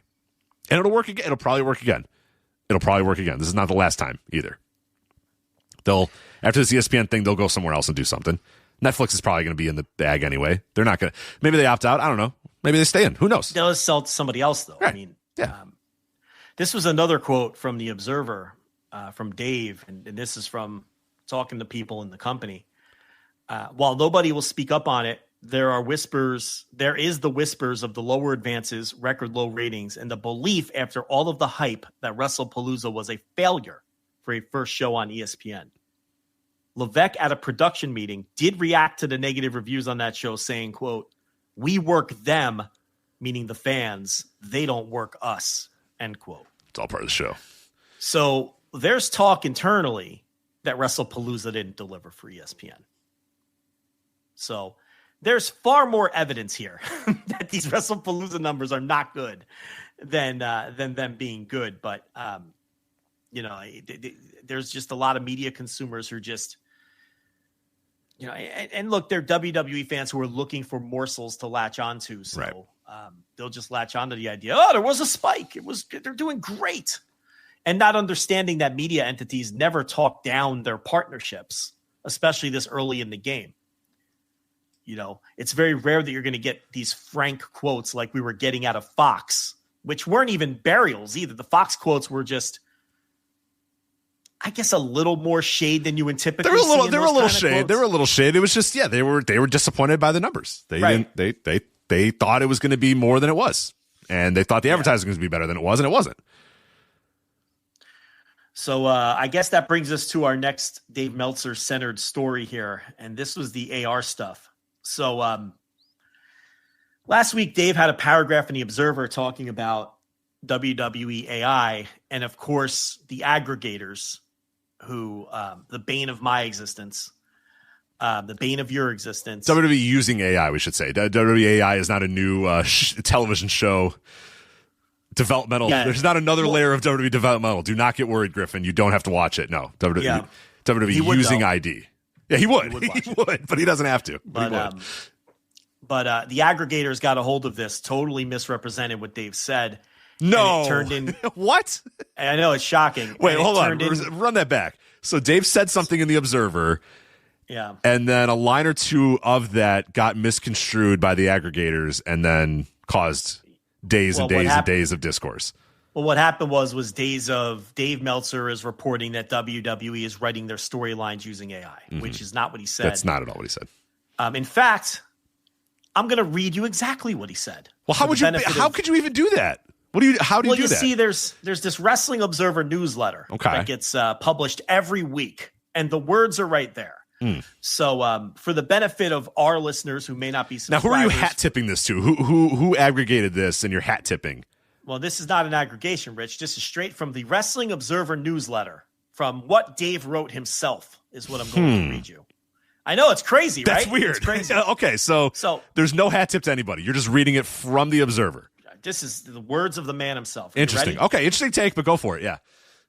And that was a wild way to approach it. Yeah, this is weird, but I'll you know what? We've done weird things on the show before, and sometimes it works and sometimes it doesn't. So take it away, Joe. What do you got? Cyrus Kosari was hired last month as the new Senior Director of Creative Strategy. That's a very specific title.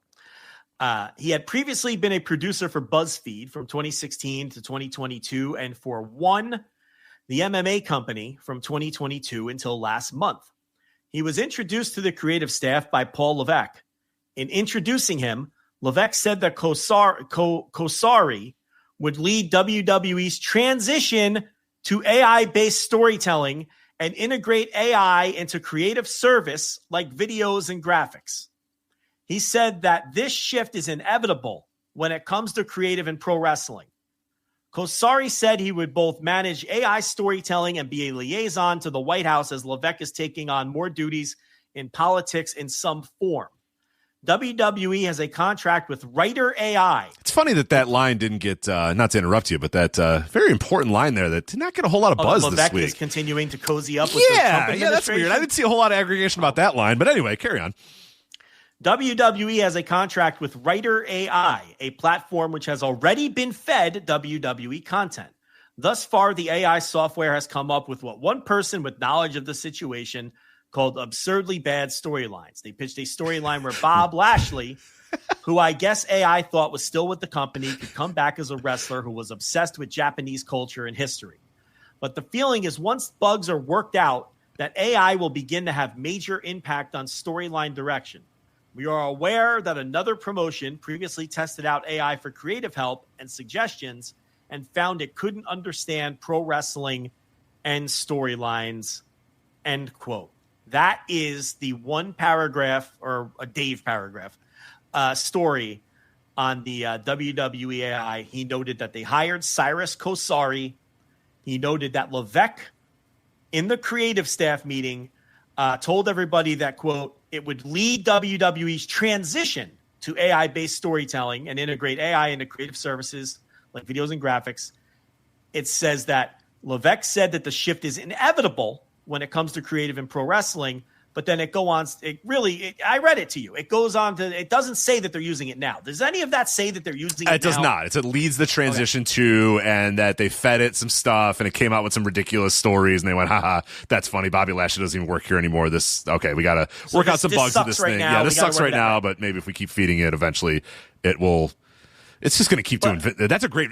Vince McMahon loves that idea. By the way, Bobby Lashley coming back as a weeb, like he would adore that. So you know what? Actually, the AI is right. Other than the fact that it doesn't know that Bobby Lashley doesn't work there anymore, that is absolutely 100% a Vince McMahon thing. Is that he would go, Bobby, you like sushi, and it's Sailor Moon, all the whatever Vince McMahon knows about Japanese culture, which is probably not much more beyond cartoons and sushi and rice. He doesn't know that much. Right. So the point here is, in summary, Dave reported that they hired this guy. They hired a guy. Yep. He had the guy's background, all the places he worked. Yep. He had the details of the production meeting Levesque had with his people, because obviously he talked to people that were at the fucking meeting. Right. To get those details. Right. Okay. He laid out what Kosari's job is going to be. Managing the AI storytelling and taking a little bit of responsibility off of Levesque's plate eventually. He also noted that the software has been rough so far as they test it, and they're not using it yet. And it says directly, quote, but the feeling is once the bugs are worked out that AI will begin to have a major impact on storyline direction, end quote. Indicating they're not using it yet, but they are planning on potentially using it down the line, while noting that they're already using it for stuff like videos and graphics and things of that nature. So the aggregators get a hold of this, and of course they just botch this and chop it up, and it all turns into Dave Meltzer says WWE is using AI for storylines. What does that mean? We get the debunkings of things that Dave never said. Okay. So this from Sean Ross Sapp of Fightful, and it says, the big graphic with a picture of Levesque at a table at a meeting. WWE AI reports is not being used to replace creative, is being used to aid in production tools, is what the graphic says, which incidentally is exactly what Dave wrote, by the way. But here's what the rest of the tweet says. Fightful Select spoke to a number of people in WWE, including top talent and near creative, about the overreaction to WWE using AI. WWE Creative has had AI software for years, also something Dave already wrote, but it's barely used and basically a glorified creative assistant. That's actually saying it's doing more than what Dave said that they were doing with it. If you really, because according to Dave, they're not using it yet. Yeah, Dave said they put a bunch of shit in there and it came out with a bunch of dumb stuff, and they said this stuff's stupid. Oh, we can't use this right, yet. Right, Yeah. Bobby Lashley doesn't work here, and we don't want to bring him back as a weeb, so no, right. we're just gonna ignore this thing. So then he goes on to say, it's supposed to be used more on the production end to organize things and do things like eliminate background noise from certain shots. Again, these are things that the Observer said in different words. I'll read it to you. It says, I just switched windows. To integrate AI into creative services like videos and graphics. Like this is this. It's just repeating what they wrote. But it's adding the specific that it's to eliminate background noise. Which, by the way, that and this is why I hate the term AI being used for everything. That's existed for decades. Right, we can get into that, but let me finish what he said.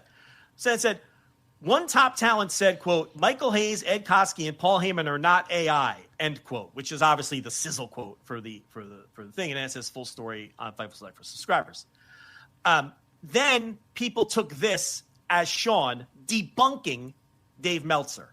Here's the problem with that. It confirmed everything Dave said. It's exactly the same thing. Everything Sean said confirmed everything I just read that was written in the fucking Observer. And people are going to take this as I'm coming after Sean. But I'm not. Because he's not debunking Dave. He's debunking all of the aggregators and the fans who went crazy with this, saying that Dave was saying that WWE was writing AI storylines. Now, is Sean aware of what Dave actually wrote? I have no fucking idea. I haven't asked him. Okay? I don't know. Here's what I do know. What Sean wrote in this tweet was exactly what Dave wrote in the Observer, worded in a different way. Nowhere in Dave's paragraph does it say that WWE is using AI to write storylines. But that is what the aggregators are saying that Dave said. That is what fans took from what the aggregators wrote and are assuming that Dave said. And he didn't say any of that. And then Sean reports the same exact thing with different words. And then people run with that and say that he's debunking Dave Meltzer. When really all he did was confirm that everything Dave wrote. Because prior to Dave writing that paragraph, nobody knew they were using AI at all. Now we know they're using it. Sean just confirmed that they're using it. He confirmed that they're fucking using it. It says it's supposed to be used more on the production end to organize things and do things like eliminate background noise from certain shots. It says it's barely used, which means it's fucking used. What Sean had to say indicates that they're using it more than what Dave had to say. Right. Sean's reporting is indicating that they're using it more than what Dave's reporting indicated. Right. They're using it actively in production right now to eliminate background noise and other things in production. Yeah, they're quote unquote, it's barely used. Dave had the specific name of the program, Writer AI. So what a smart consumer of media would do is combine the Observer report with what Sean had to say, because they both have solid sourcing on this, Dave obviously talked to people in the production meeting. Sean obviously talked to people in the company. Okay? And if you combine these two reports, what does it tell us? It tells us, number one, they're using AI in some form. They're not using it to write storylines yet. Neither Dave nor Sean said that.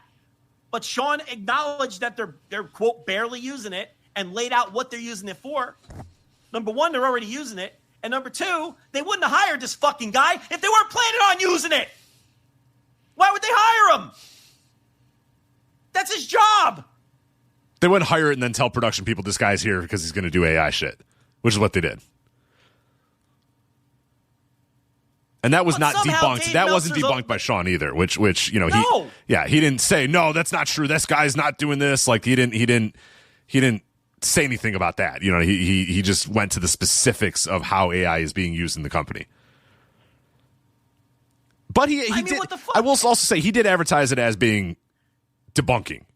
This is he brands these things as debunking. Oh, all right. That's not the tweet I'm looking at. I think the whole topic is called debunk. I think on Fightful it's called like the debunker thon or something like that or whatever. Okay, I can't speak. I'm looking at a tweet on October 19th at 7:29 from his timeline, and I just read it to you verbatim. And the word debunk doesn't appear in it. Now, if you're telling me there's one that says debunk, then I believe you. But that's what was the date that you have? October 19th at 7:29 p.m. Okay, is the tweet that I just read. All right, let me see if I can find. So you might be looking at a different tweet, but. There's no debunking of Dave because I just read to you what Dave wrote and nothing Sean wrote debunked anything that Dave wrote. So maybe Sean's not aware of what Dave wrote. I have no idea. The point here is now you have, again, this gaggle of people who think that Dave said that WWE is using AI to write their storylines and that Sean Ross Sapp debunked it. And none of that's true. I just read verbatim what both people wrote. Did you find what you're looking for? I'm clicking around here. I don't want to do too many clicking, but yeah, I know he's been calling recent segments debunkathons or whatever. I don't know if this was one of those debunkathons or whatever, or if he was just merely doing whatever. But yeah. Bottom line here is if he debunked something, it was the aggregators. He didn't debunk Dave Meltzer. They basically shared identical information. In fact, like I said, if you combine the reports, we have a nice fucking picture of what they're doing with this stuff.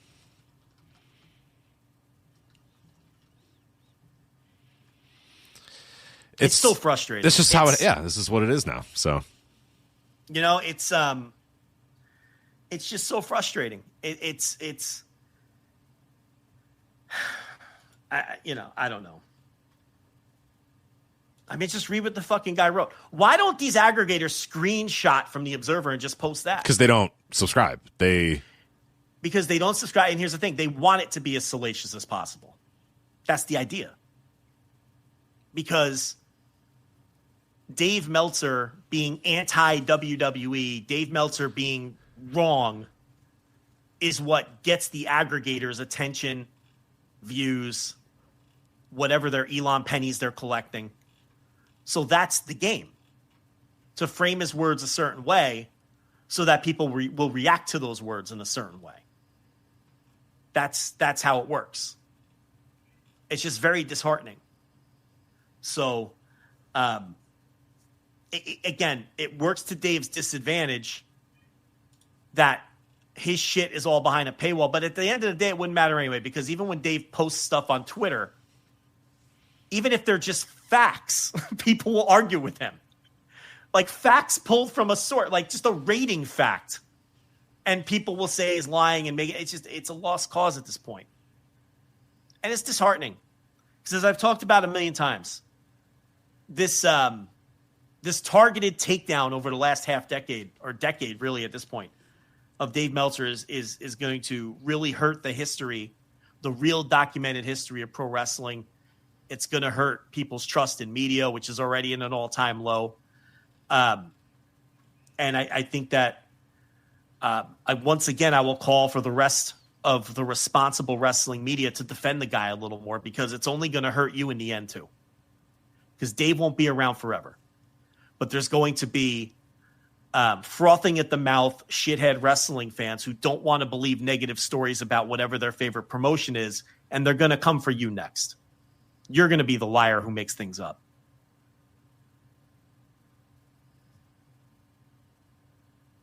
You know, I know to some extent we're all in competition with each other, particularly newsbreakers. Not so much us. But I mean, I don't know. I think that these people should have each other's backs a little more.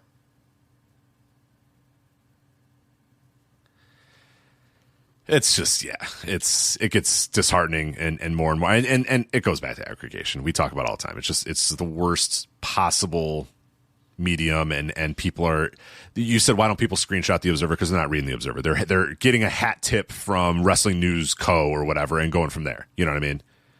And then one line gets released and gets salacious and gets clicks and gets headlines and gets thoughts. And then it spirals from there. It just spirals and spirals and spirals. Yeah, so I don't know. And Dave doesn't make it any better either by spending all his time arguing with people on Twitter either. He doesn't. He should just release the fucking Observer and log off. And listen, you know, if you think I'm just a blind Dave, look, I wrote the piece 2 weeks ago. Go read it behind the paywall. I'm critical of Dave in that piece too. And his part in not helping himself with all of this. You know, did 2 paragraphs on it in that story. What's the title of that thing so we can plug? If you want an easy PR boost, let me get the whole, let me get the exact line here, but it's loading. This is after the Andrade story. So that was last week's or 2 weeks ago's Dave Meltzer pile on. Let's see here. Let me get it. Oh, come on. How did it not come up right away when I searched Meltzer? Need a quick and easy PR boost? Just attack Dave Meltzer, October 5th. Yeah. The history and evolution of Meltzer bashing, who was responsible, the negative consequences, and how wrestlers have learned to leverage Meltzer's reputation to whitewash stories and get themselves over in a post-truth world. Yeah. I mean, that sums it up. That's it. That sums it up. I just wish the media would stick together a little more. Especially, yeah, and like you said with Dave, it's like they all think that they're competing with him, and in a way, I guess they sort of are. But well, I mean, they are. They are. But there's a way to rise, you know, to for everybody to be a unified front and make this whole thing better and more, you know, something as simple as, you know, clarifying a report from Dave Meltzer. I have additional details or whatever. You know what I mean? Like that sort of stuff. Yeah, we see that from time to time. I just don't think we see it very rarely. Very rarely. And that doesn't mean if you have a different version of a story that you don't report it. I mean, there's times where different reporters are going to get different versions of stories. I mean, that's just the reality. I just feel like this AI thing was an extreme example of this because the version of what people think Dave said, he never said. And then this alleged version, this corrected, that people are taking as a corrected version is all the same shit, worded in a different way. It's exactly what he said. I don't know. Should move on and talk about it's never going to get better. Wrestling. It's going to keep bad. So I agree. It's going to get worse. It's going to get worse. It's every week now, and it gets worse almost every single time. So, hey, yeah. Great. Let's talk about Go Shiozaki and Kento Miyahara. So Go Shiozaki obviously returned to All Japan Pro Wrestling. We talked about that a couple of weeks ago. We were not sure exactly where his landing spot was going to be. Is he going to go freelance? Is he going to go to New Japan? Is he coming to WWE to work, you know, in NXT? We didn't know. We had no idea what Go Shiozaki's next plan was. He popped up in All Japan Pro Wrestling as a member of Havoc, the heel stable in All Japan Pro Wrestling. And pretty quickly here, October 22nd, just yesterday, right? Yeah, just yesterday. He had a Triple Crown match against Kento Miyahara, who, by the way, did win the Triple Crown back from Saito. So Kento Miyahara is your Triple Crown champion. And they decided to do it in Cork and Hall. Raising an Army Memorial Series 2025 in Cork and Hall. 1322 in the building to watch Go Shiozaki versus Kento Miyahara. Their first singles match since March 27, 2015. I bet we reviewed that. I would like to actually go back and listen to that. I'm positive. We had to have reviewed that, right? March 27, 2015. That's at the point where we're doing weekly shows and it's 3 hours or whatever. Like, we definitely reviewed that match. Had to. Yeah. especially Triple Crown. We're not skipping a Triple Crown title match at that point in 2015. So I'm sure we talked about it. But yeah, Kento and Go. Kento got the win, defeated Go Shiozaki, straight jacket German, 1, 2, 3, clean as a sheet. They hugged afterwards, cut a promos back and forth. I don't know exactly what Kento said, but Go Shiozaki hugged. He kind of waved away to the crowd, and then he went to the back. So it seemed like a very weird finish for me. But what did you make of the match? And then we'll kind of talk about the post-match and how clean the win was. But what did you think of the actual bell-to-bell work between Go Shiozaki and Kento Miyahara here? Yeah, I thought it was a good match. I think it's disheartening to see Go Shiozaki move to a new company and just join the latest black T-shirt brigade. Mm-hmm. With like face paint. He's got like face paint on or whatever and a black T-shirt. And I'm like, oh, man. Changes gear. But the bell-to-bell match itself was a good, hard-hitting pro wrestling match. I'm surprised that they went to the Kento Miyahara Go Shiozaki match immediately 10 minutes after the guy got to the company. Very strange. Very strange. That was a little surprising to me. You think maybe you'd want to build that a little more and maybe run it somewhere outside of Korakuen. I know they don't run much bigger buildings than Korakuen these days, but they ran this as a Korakuen match, and they ran it very quickly from when the guy entered the company. So they drew 13 something, which is 1322, which is a good number for them in Korakuen. Okay, they haven't been putting 1,500 people, which is the new super no vacancy full house number in Korakuen for these promotions. And, so they did a nice number, but you would think that maybe the biggest match they have at this point is Kento Miyahara versus Go Shiozaki, right? And for sure. Immediately burned it off as soon as the guy got there. They did 1469 for the Royal Road final. All right, that's probably the biggest Korakuen they'll run all year. They did 983 a week before that. In July for the junior festival, they did 855. All right, that's a junior tournament. You kind of but see, we're doing a lot of all right. You throw that one out. Right. There's like 4 or 5. You're like, all right, well, yeah, all right, well, all right, yeah. Well, here you go. June 18th. Jun Saito versus Hideki Suzuki. 1196. And as noted, Jun Saito was kind of running out of steam. Yeah. On the it was back starting end to of his title run. And Hideki Suzuki has never drawn a dime. Carnival night in May drew 1187, and it was a loaded Carnival night with Kento and Jun Saito on top. April, another Carnival date, did 1095. So I think you kind of get the idea. What they do 13? What I say 1322. Yeah, there's another Carnival night with Kento and Suzuki on top that did 1105. Let me do one more before the Carnival started. In March with tag title match with Kento and Yuma winning the titles from the Saitos. That's a legit main event. This is a fair show to look at, right? Saitos absolutely. Yeah. That did 1355. Okay. All right. So really, outside of the Royal Road final, this show did in the range of a high-end Korakuen this year for All Japan, which you would expect with Go Shiozaki jumping. Yeah, his return to All Japan and a Triple Crown title match with Kento. I mean, that's like I said, that's the biggest match that they have on their books right now. Well, had on their books. So why not build it for a bigger show? I agree. I don't know. It's very strange. I had no idea the match even happened. Like I woke up today and I was just kind of thumbing through results and upcoming shows and shows that happened, and I saw an All Japan show happen. I went, oh, okay, cool. And I clicked it, and I was like, Kento and Go? What? I had no idea they were doing it already. And I guess that kind of ties into the match review as well, which I thought it was a good match.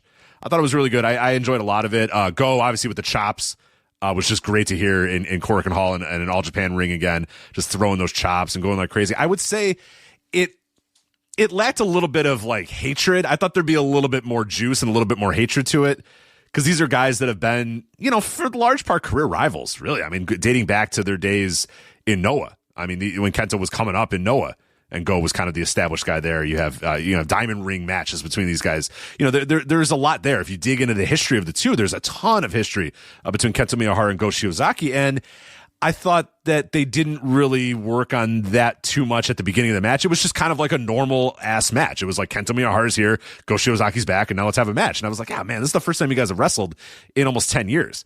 This is the first, this is a match with some real impact, some real juice to it. There's some real hatred between you guys. There's some real history between you guys. And I thought they didn't quite get to that level. With that said, I thought it was really good. I mean, I thought these were two very good wrestlers. And I like the idea of Go Shiozaki in All Japan now because he just adds another guy that just can go out there and beat the shit out of guys and throw bombs and throw big chops or whatever. So yeah, he's going to be a very welcome addition to the All Japan main event scene. But then, as the match is getting to its waning spots, and there was a couple times where Go would have these, very real close near falls, and the crowd was gasping like, oh my God, he's going to do it. He's going to do it. And I think the crowd in a way kind of thought he was going to do it.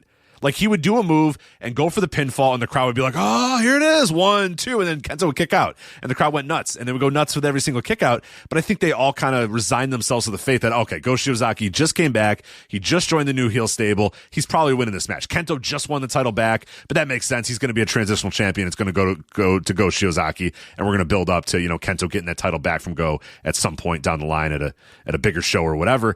And then Kento just locked in the straitjacket German, did it. 1, 2, 3, and it was over. And I was like, it's a little weird. And then after the match, I thought there's going to be a beatdown, and then the Havoc guys are going to beat Kento Miyahara down, and Go's going to be like, no, that's not it. And then Go's just like, hey, can we have a hug? And Kento's like, yeah, sure. And then they hug, and then Go leaves, and he waves to the crowd, and he leaves. And I'm just like, what? It felt like, are we sure this guy's here full time? Like, I know he is, right? I assume he is. It was a very weird, very definitive end to the match and the moment afterwards. It just felt very like they were not building up to the next. It's not like he ran down again and then, he didn't hug the guy and then run down and beat him down again. Or something. It was just a very, I don't know. It felt very, had like a final chapter to it. And that just, I don't know. That didn't sit right with me. It just seemed weird. I mean, he just beat him easily. He did. And it's like, then, you got this big jump. This guy comes in, you put him in your top heel stable, or what will be your top heel stable, presumably. And then you just beat him in his first big match back. It's strange. I agree. It's strange. And I can't really, it must just be, look, when you're a promotion operating at this level, you must just want that fucking big cork in house right away. And we have to be honest with ourselves, too, with Go Shiozaki and his injury history. They may have just said, we don't know if he's going to be healthy in 6 months, so let's just let's sell 1322 right now with him, and we'll come back. If he's healthy in 6 months, we'll come back to it. But right now, let's just get 1322 in Corkin right now. He didn't look great physically. He looks smaller in frame. He did. He definitely, he definitely was not as big. Kento looked bigger than him. Yeah. And now look, that could be one of those things where I haven't seen them next to each other in a long time. And maybe Kento's just a bigger human than Go Shiozaki, but in my mind, Go Shiozaki's bigger than him. But Go was not as beefy as he usually is. And I understand he's coming off an injury. Maybe he couldn't lift. He is 43. But Kento looked like the bigger human. And I didn't expect that's the first time. That's the first time in any of their matches ever where Kento looked bigger than Go Shiozaki. I can assure you that. Yeah, I mean, so Go was not in his best physical form. He wrestled fine. His wrestling was good. I didn't have any problem with his wrestling. They had a really good match. I would recommend people go watch it. But yeah, it was clean. It was definitive. He put him in the straitjacket German. He beat him in the center of the ring, and then Go just kind of like rolled out of the ring. His boys patted him on the back. They did the hug. They did this thing where Kento's cutting a promo, and all of a sudden Go's like, come on, give me a hug. And then Kento's like, I don't know. Like, you're with these guys and you and I. And he's just like, all right, fine. They give a hug. And I'm thinking, okay, here we go. Now the Havoc guys are going to run in, or Go's going to drop him and say, no, we're not done yet, or whatever. Nah, he just rolled out of the ring, and then his guys. He just rolled out and got and then out he waved. He waves, and then he goes to the back, and I'm like, all right. So then Kento cuts another promo, and I'm like, oh, here, Go's going to come back. And then fucking Hokuto Omori comes out. I'm no. Yeah. I do not want to watch that. And then we're back to light and pop because everyone's just yucking it up. The fans are laughing. Because Kento's like, are you fucking serious? I don't know what he was saying, but I think it was like, are you fucking serious? You suck. I don't want to give you a title shot, essentially. Yeah, well, I like how you create your own headcanon promos when you don't know. It felt like that kind of felt like that was the promo, though, right? I mean, Kento was like pointing at him, and the crowd's like, ha, ha, ha, ha, and he's like, In my mind, it's like, you suck, dude. I'm not giving you a title shot. But well, I didn't even see any of that because I exited out of there. I didn't. So what you're telling me is news to me. So I'm just taking. Yeah, like Omori ran in, and then he was just like, and he cut a promo or whatever, and then Kento just kind of like looked at him and had this look on his face, like you, and the crowd's like, ha ha ha ha, like and then Kento like asked the crowd something, and the crowd's like, no, and they all just like laugh, and I'm like. In my mind, it was just like Omori being like, I want a shot. And Kento's being like, what have you done to earn a shot? Get the fuck out of here. So I don't know if that's actually true. I don't know if that's actually what the story was. But again, it was just a very definitive end to the Go Shiozaki match. So I don't know. I don't know. It was odd. It was odd. I haven't looked at their upcoming shows to see if he's, I mean, I guess I doubt he was in there for like one shot. That's obviously not what I'm insinuating, but I don't know. They put him in a unit and everything. Right. Who'd you say came out? Hokuto Omori? Yeah. He didn't even wrestle on the show. Right? He was in one of the shitbag multi-mans. You'll see him there. He was in with Kumarashi and fucking Jiro and that first match. It was the second match of the night. Oh, okay. There's a shitbag tag match, and yeah, he got the fall or whatever on that. So. All right. Oh, he got the fall? All right, he probably is getting a title shot. Yeah. If he got the fall, I mean... What's going on with Maggie Moo there? What's she? I know you hear. You was that hear a jump? Was that a jump or a roll? Like what is? She's just running around the house, up the stairs, down the stairs. Oh, okay, yeah, all right. She's going. I'm sitting at a dining room table. She's bouncing from chair to chair under the table while I'm sitting here. Then she's running up the stairs, running down the stairs. Then she's staring at me and shaking her butt, like with her chest down and her butt up. And then sprinting around, sprinting in the kitchen. I don't know what she's doing. She wants attention, I guess. Yeah, gotta wait a little bit. This fucking cat. If I go in the bathroom to take a leak, she waits outside the door and screams, meh, meh, like I'm never coming back. Does this happen to anybody else in the house, or is it like you and her have this relationship? It's just me. Okay. We came home from Cincinnati, and we left her here, and we had. Britt's dad came in and checked on her like halfway through the trip. Yeah. It's a cat. You could just. That is a pretty incredible thing about cats. Like my dog, I'm like, I'm going to be gone for 6 hours. Can you come and check on my dog or whatever? You know what I mean? It's like a cat. Like my brother-in-law is like, yeah, can you watch my cats? I'm like, yeah, what do you want me to do? Like, I'll go. And he's like, you could literally just show up like, we're going to be gone from like Wednesday to Thursday. Just show up on Saturday and make sure they're not dead and make sure they have enough food and then leave. And I'm like, really? Like, it's insane, but okay. I went like 4 times because I was like, well, I feel like they need some. They didn't care. I came and they just left, went somewhere else. They probably hid. Yeah, one of them hid, and the other one came up to me for a little bit, rubbed itself on my leg, and then was just like, I think I'm good. See ya. You can go. Make sure there's some food in that bowl and get the hell out of here. I'm like, all right, thank you. I'm out. So, but dogs, it's like, I'm gonna be late for work. Can someone come and feed my dog? So it's like, or it's gonna shit and piss everywhere in my house. Yeah, but so he came to check on her and never laid eyes on her. She fucking don't know who he is, so she was hiding. We got home, we couldn't find her.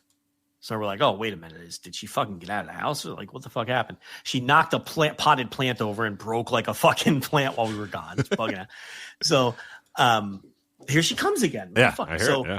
She didn't come out until like she heard my voice calling her. Then she comes slamming out from under a couch, I'm here. Don't worry. And there she is. She's right now staring. I don't even remember the early days when she was a kitten. I was in the middle of doing was it with you or solo audio? And I think she knocked the mic down, right? No, she leaped. I was doing this audio standing. Sometimes I stand. I have this wall between my living room and my dining room.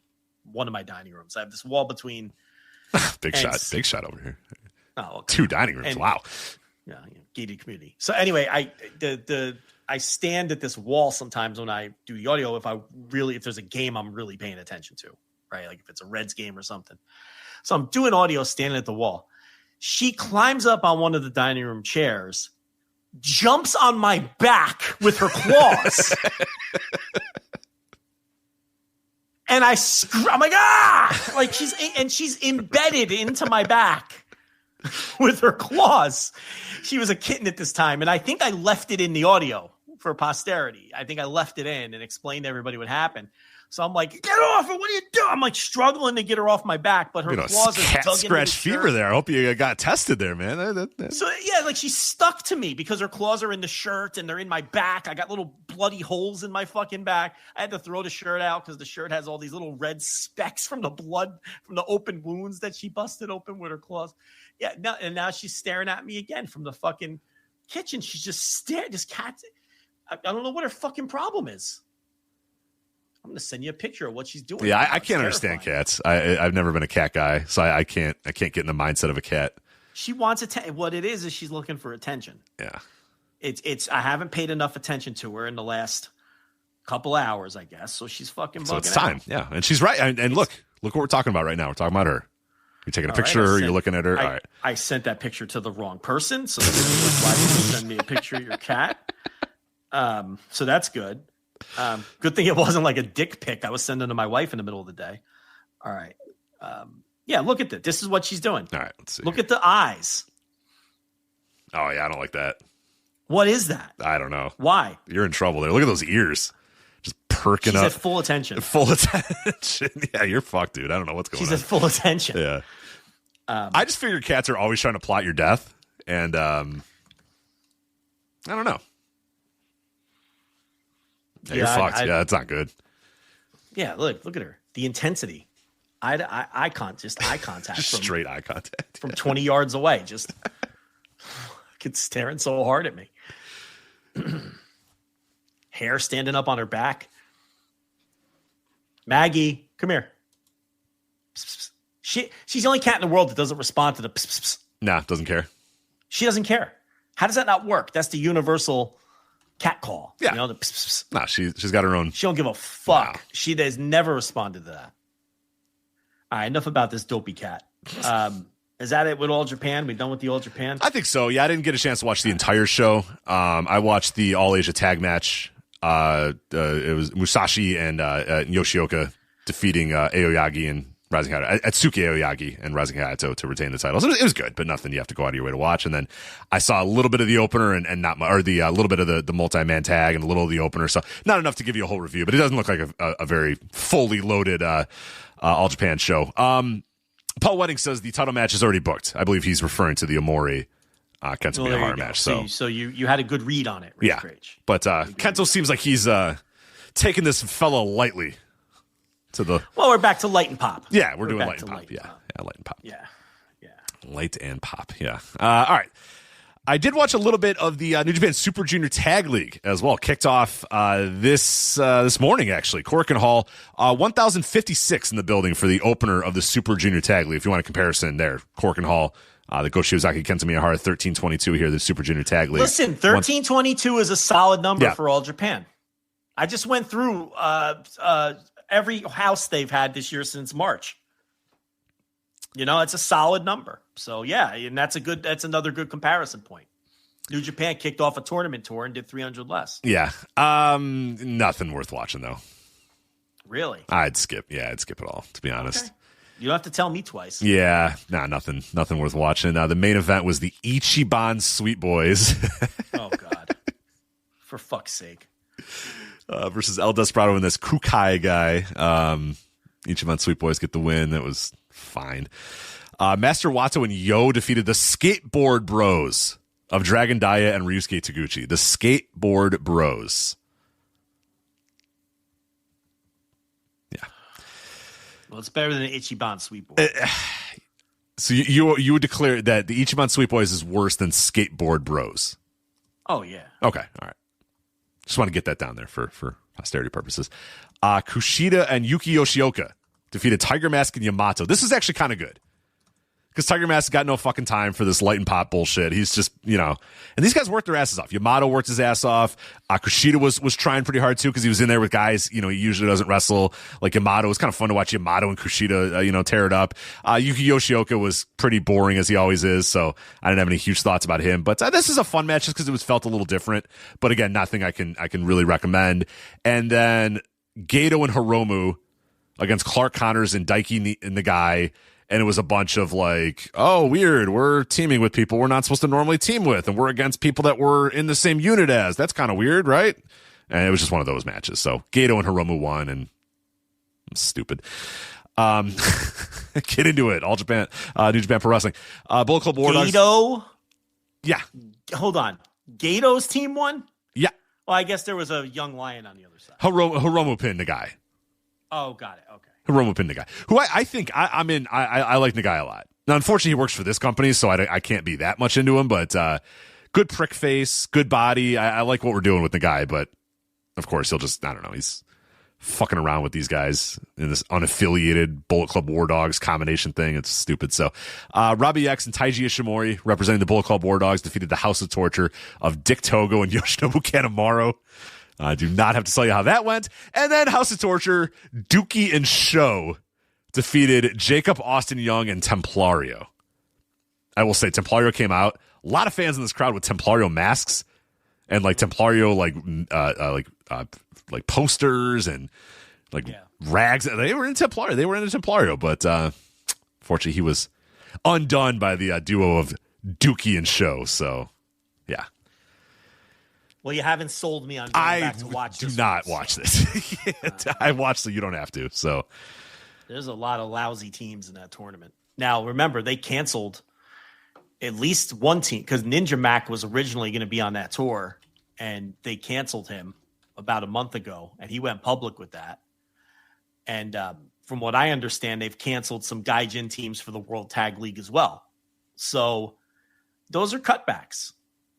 And you can feel it. You can feel in this tournament. You can feel that there was a lot of like, all right, Gato, Dick, you're up. Yeah. Like, you know what I mean? Yeah.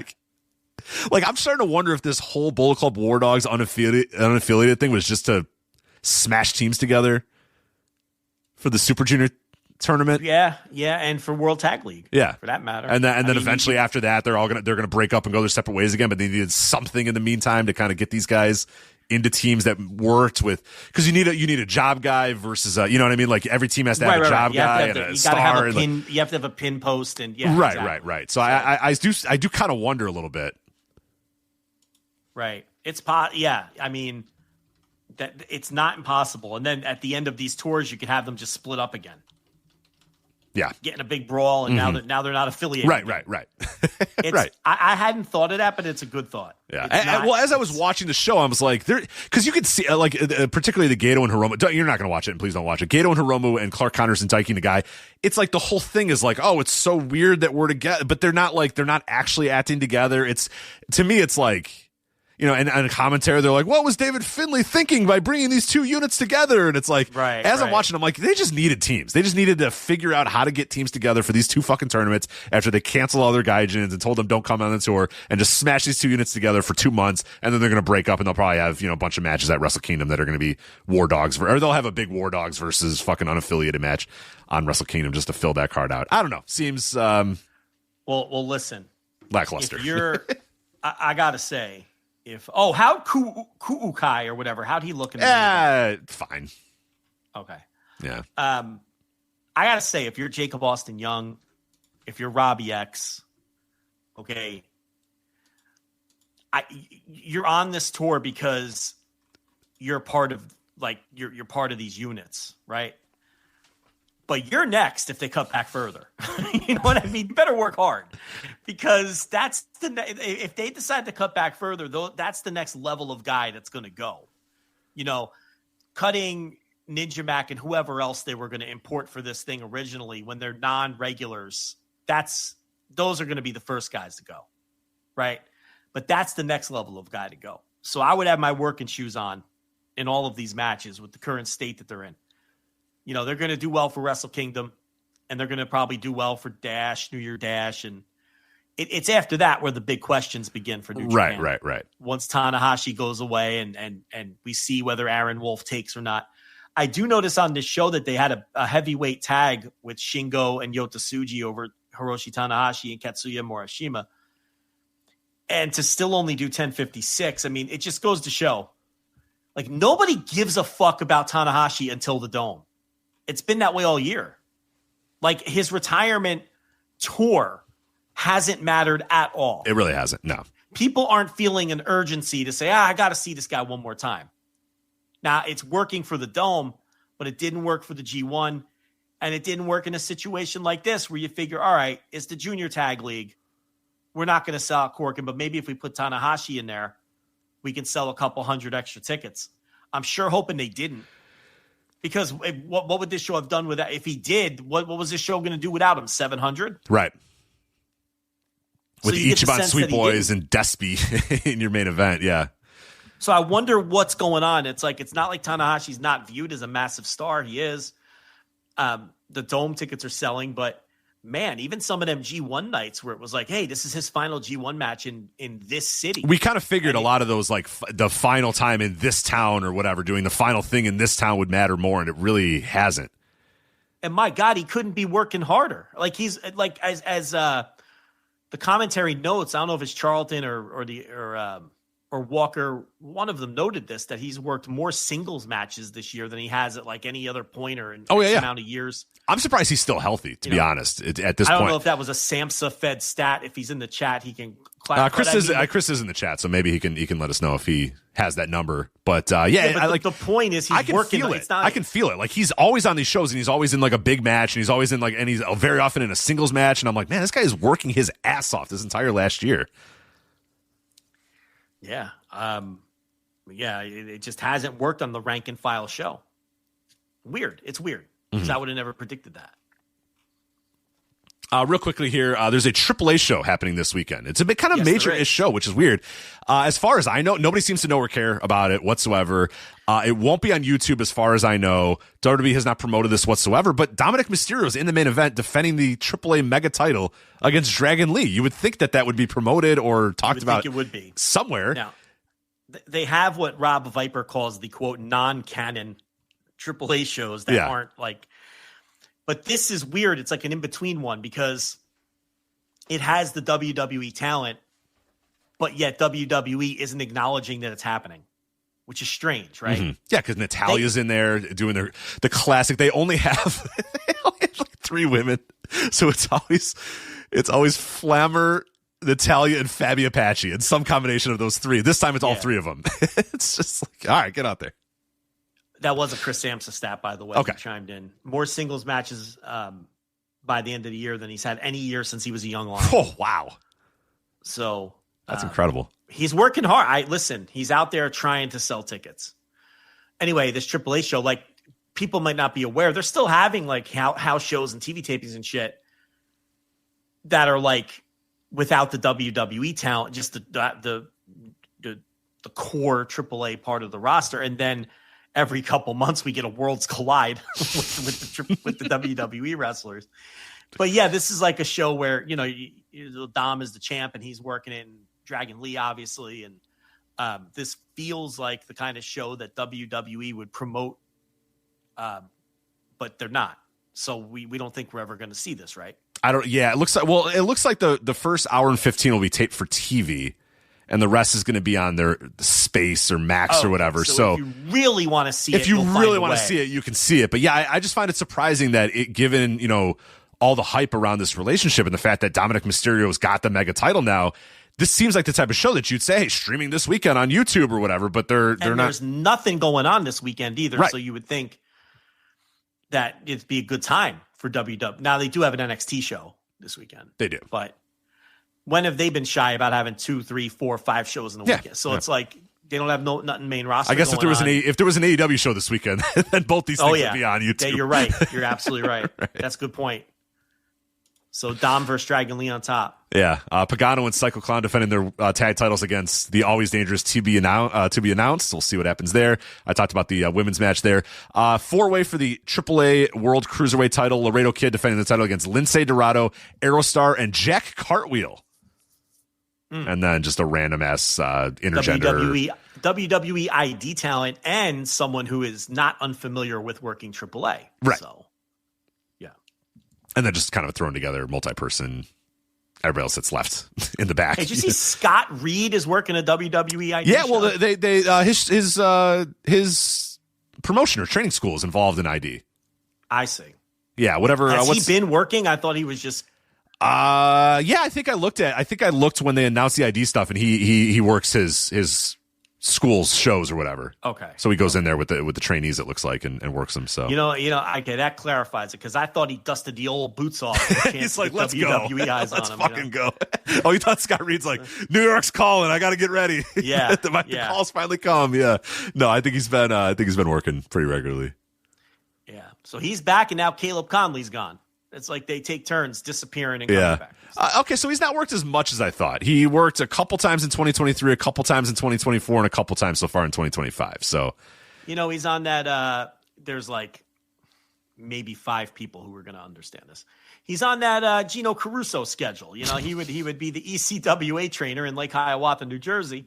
And, he'd work a couple shows every year. Maybe he'd bring Snuka in and they do something there. And, he'd work because he was the trainer. That's kind of what this sounds like. Like, he works every now and then because it's his school. Right. And I think when he's particularly fond of a guy, because it seems like they're all singles matches. So it seems like when he's particularly fond of a guy, he'll go in there and he'll work. Maybe that's like your graduation. You get it. You graduate when you work a show with me at the Zoo Health Club Arena in Concord, New Hampshire. You know what I mean? Like the high octane saloon. That's what you do. So yeah, I don't know if that's the gimmick here. Why doesn't he book Caleb Conley and Larry Dallas and get the gang back together?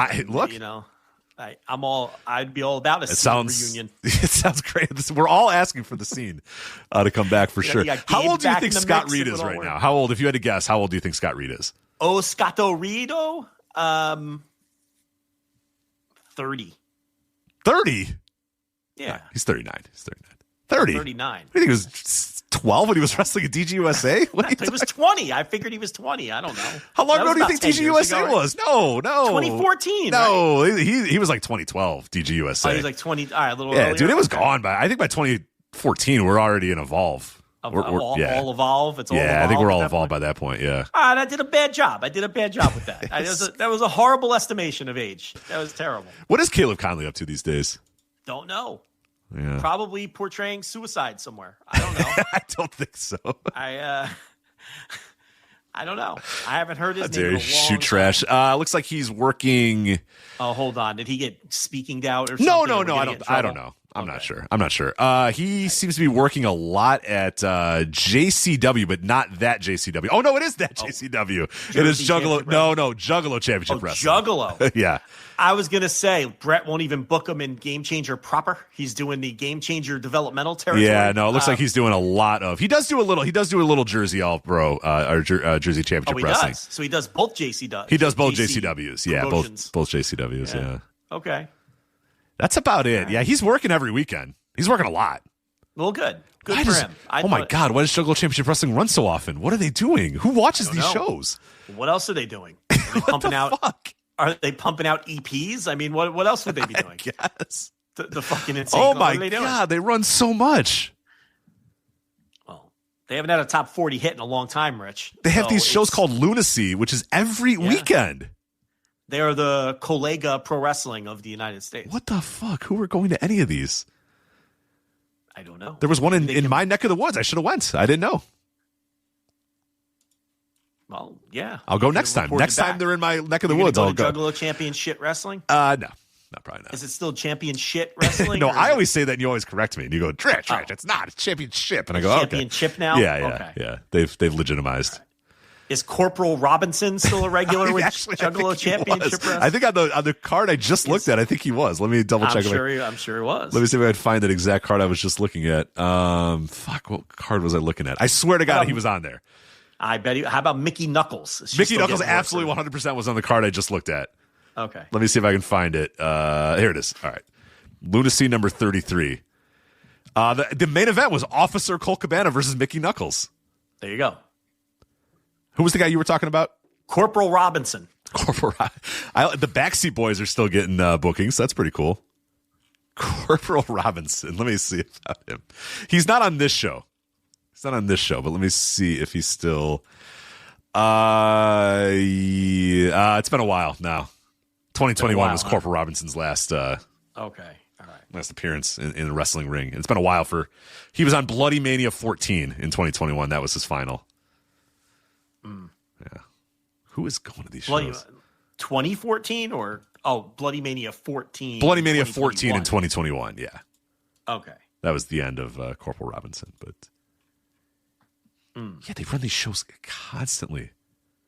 What the fuck? Officer Colt Cabana. Oh, God. Look at this. And they're apparently all live streamed on YouTube. Do you pay for these? Are they free? I don't know. Joe Dombrowski, Mark Roberts, and Veda Scott do commentary for Juggalo Championship Wrestling Lunacy number 55, Too Tough Country from the Arena, capital A, both times. Both times there's an A in Arena, they're capital. So capital A to begin Arena and capital A to end Arena as well. This was last weekend. Too Tough Tony and Matt Cardona in your main event for the JCW heavyweight title. There was a fucking battle royal. Ricky Morton was in it. I guess he was defending a title. Yeah, he has a battle. Sorry, Ricky Morton has a battle royal title. Cocaine was in there. Shane Mercer's in there. What is this show? The Outbreak defeat Detective Mike, Mosh Pit Mike, and Suicide. Uh-oh. Maybe you're right. Maybe he is still Suicide on the Indies. Oh, he was. Hold on. Oh, this is good. We'll put a pin in that one. Juggalo Championship Wrestling Women's Title Match. Haley J versus Alice Crowley. Willie Mack versus Shane Mercer. Caleb Conley versus Ninja Mack for the JCW American title. And then Busta and the Brain. Alec Price and Jordan Oliver versus Flo Kane, Cocaine, and Stephen Flo. Stephen Flo is still going. Good for Stephen Flo. What is happening? Who watches the show? Anybody in the chat room, let me know.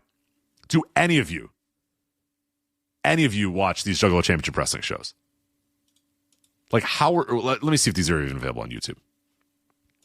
I have to find out. It might play. I'm going to click it, and if it plays something, I apologize. But I have to figure out if these shows. Yeah, there it is. It's fucking there. Well, what is this? They're on their YouTube channel. There is just so to your point. Caleb Conley does work as Suicide on the same shows that he does work as Caleb Conley as well. I see.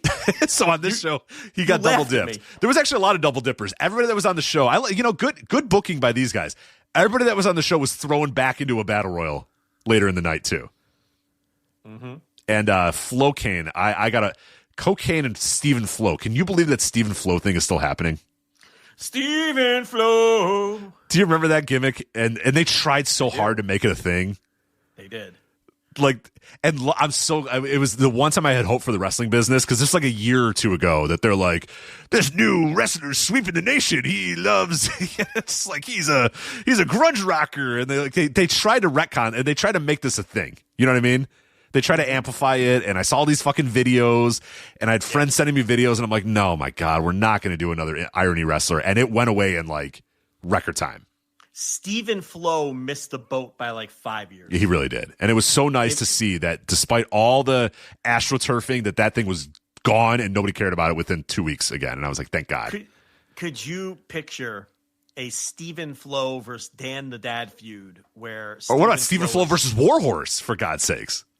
There's so many ways you can go. I mean, he would have represented grunge, and you could have Dan the Dad coming out to some butt rock, right? And could you imagine? Oh, Dan the Dad coming out to the Eagles and being like, "That's not music. This is music," or whatever. Right. Yeah.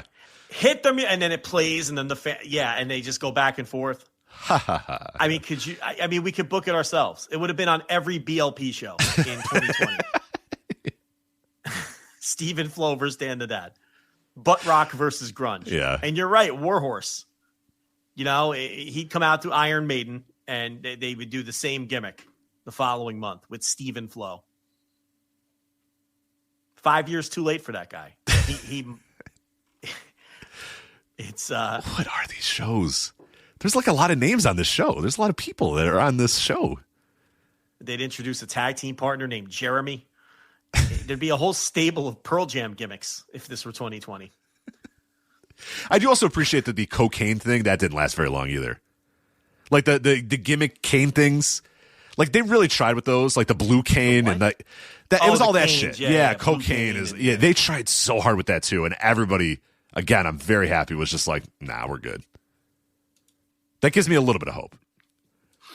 Suit Williams, Joe heard Rich reading a random indie card and went to take a shit.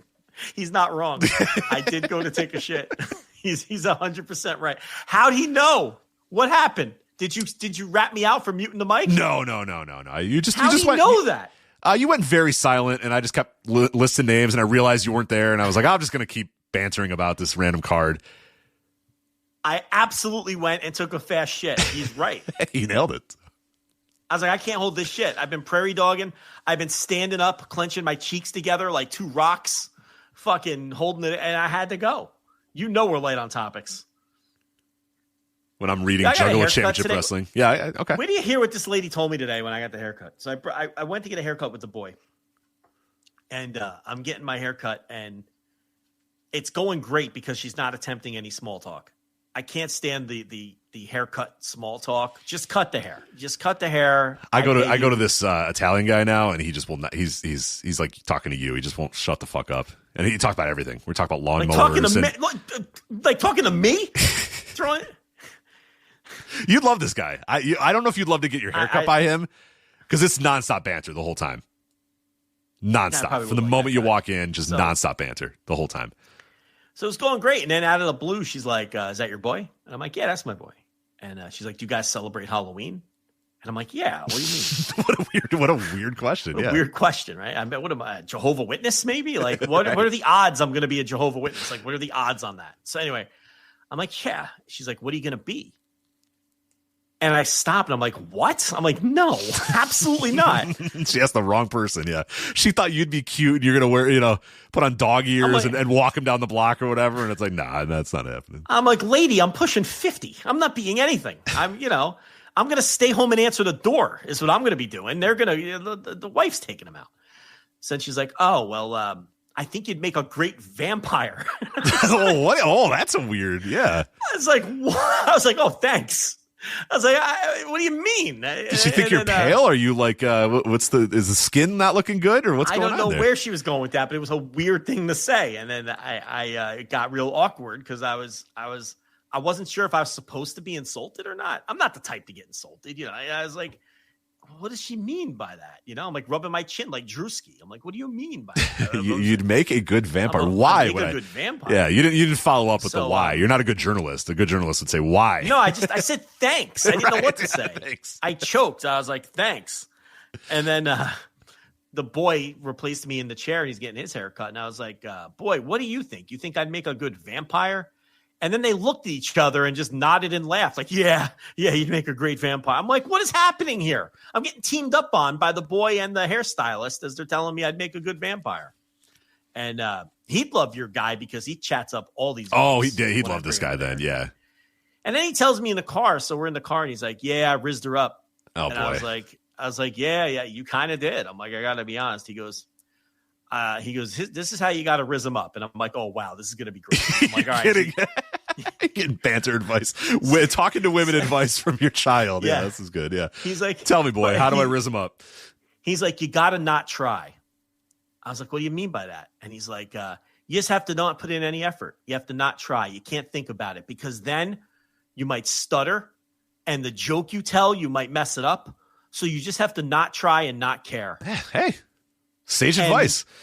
We stopped at a red light, and I turned around and I said, you're 8 years old and you have it all figured out. Right. Who taught you this? I didn't teach you this. You have some savvy friend who taught you this? He's like, no. He's like, that's just what I do. He's like, you just have to not care. I'm like, you got the right idea. 8 years old. 8 years old. Yeah. Then he accused me of not rizzing up my wife properly.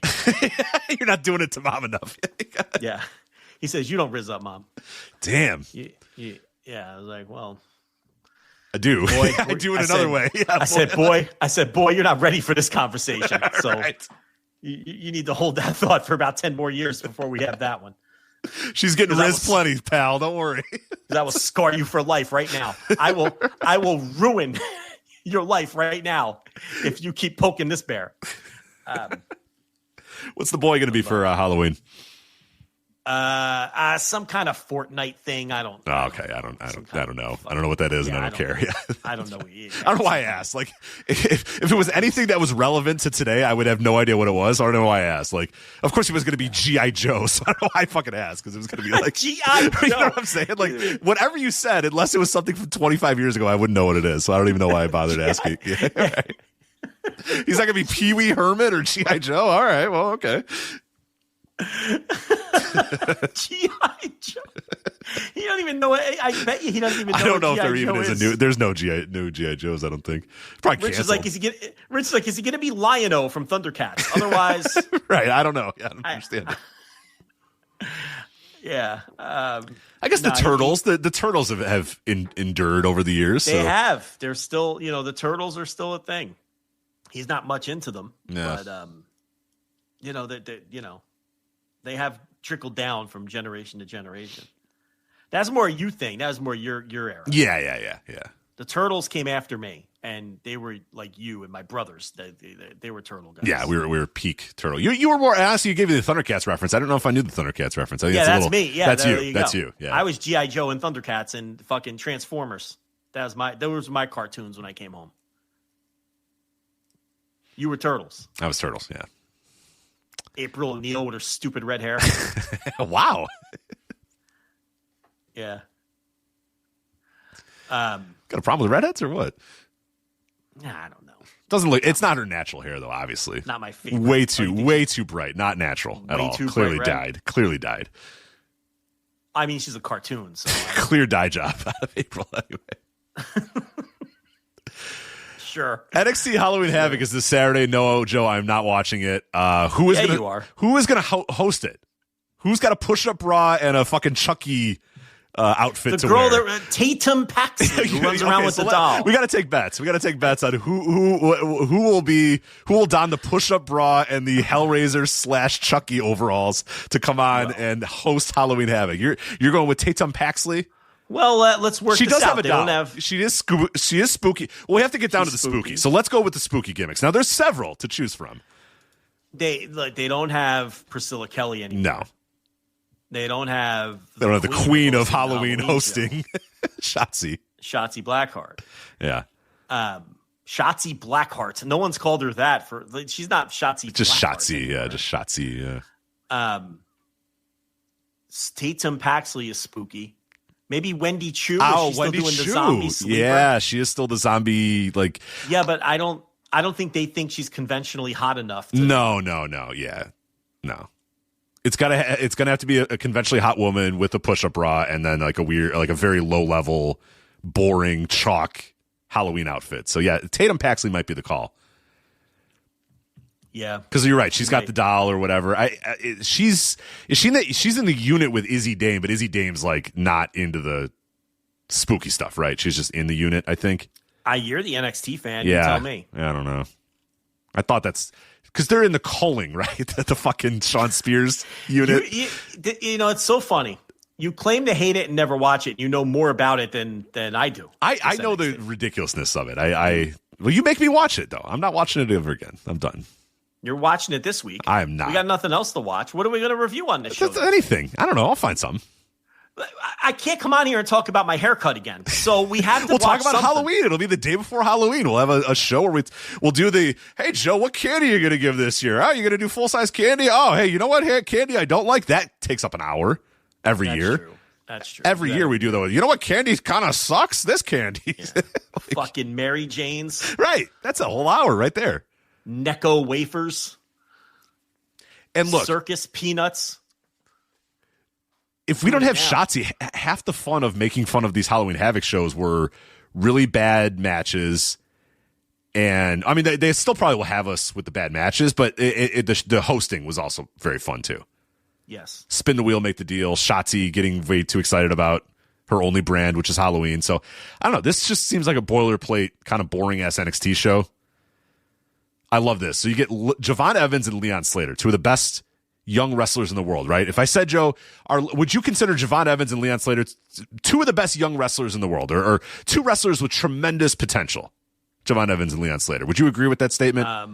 Were they both in the Voice of Wrestling 30 Under 30, or was there 17 Dragon Gate wrestlers? I don't remember. I think they were in there, but I don't think Javon Evans made it, right? maybe Javon Evans didn't make it. Leon Slater, I hope, made it, but I probably voted for both. But I would say, especially in the high-flying realm, Joe, two of the best high flyers, best young high flyers in the world. Listen, they're 21 years old. They're two of the best young wrestlers around, sure. So you get them booked, and you put them in a tag match together. Plenty of options in this world of wrestling, right? Yeah. Plenty of options. You got two of the best, most dynamic high flyers. Crazy. I mean, these guys just are, the things they do are incredible. They blow you away. They wow you constantly. You got them here. NXT Halloween Havoc. You put them against La Parka and Mr. Iguana. I'm not watching this show. That sounds awesome. What are you talking about? What? Well, you're going to get puppets. You're going to get puppets. But, La Parka 4 or whatever number we're on, and Mr. Iguana. Yeah, I don't know. That sounds terrible. Like, of all the people. Can't even. Of all the people you could put these guys against, it's La Parka and Mr. I mean, it's ridiculous. Well, they got their claws in Leon Slater, which is upsetting. Very, very disappointing, yes. Very upsetting. Right. Very upsetting. I'd rather stay in TNA if I'm being honest. Yeah, and it's not like we all knew. I mean, anybody with a brain could have told you this was a guy 2 years ago to whatever. Fine. Did you watch Leon Slater versus Javon Evans? I did. I thought it was a little overrated. I didn't think it was very good either. I think it had like the spectacular ideas to it, but yeah, I don't know.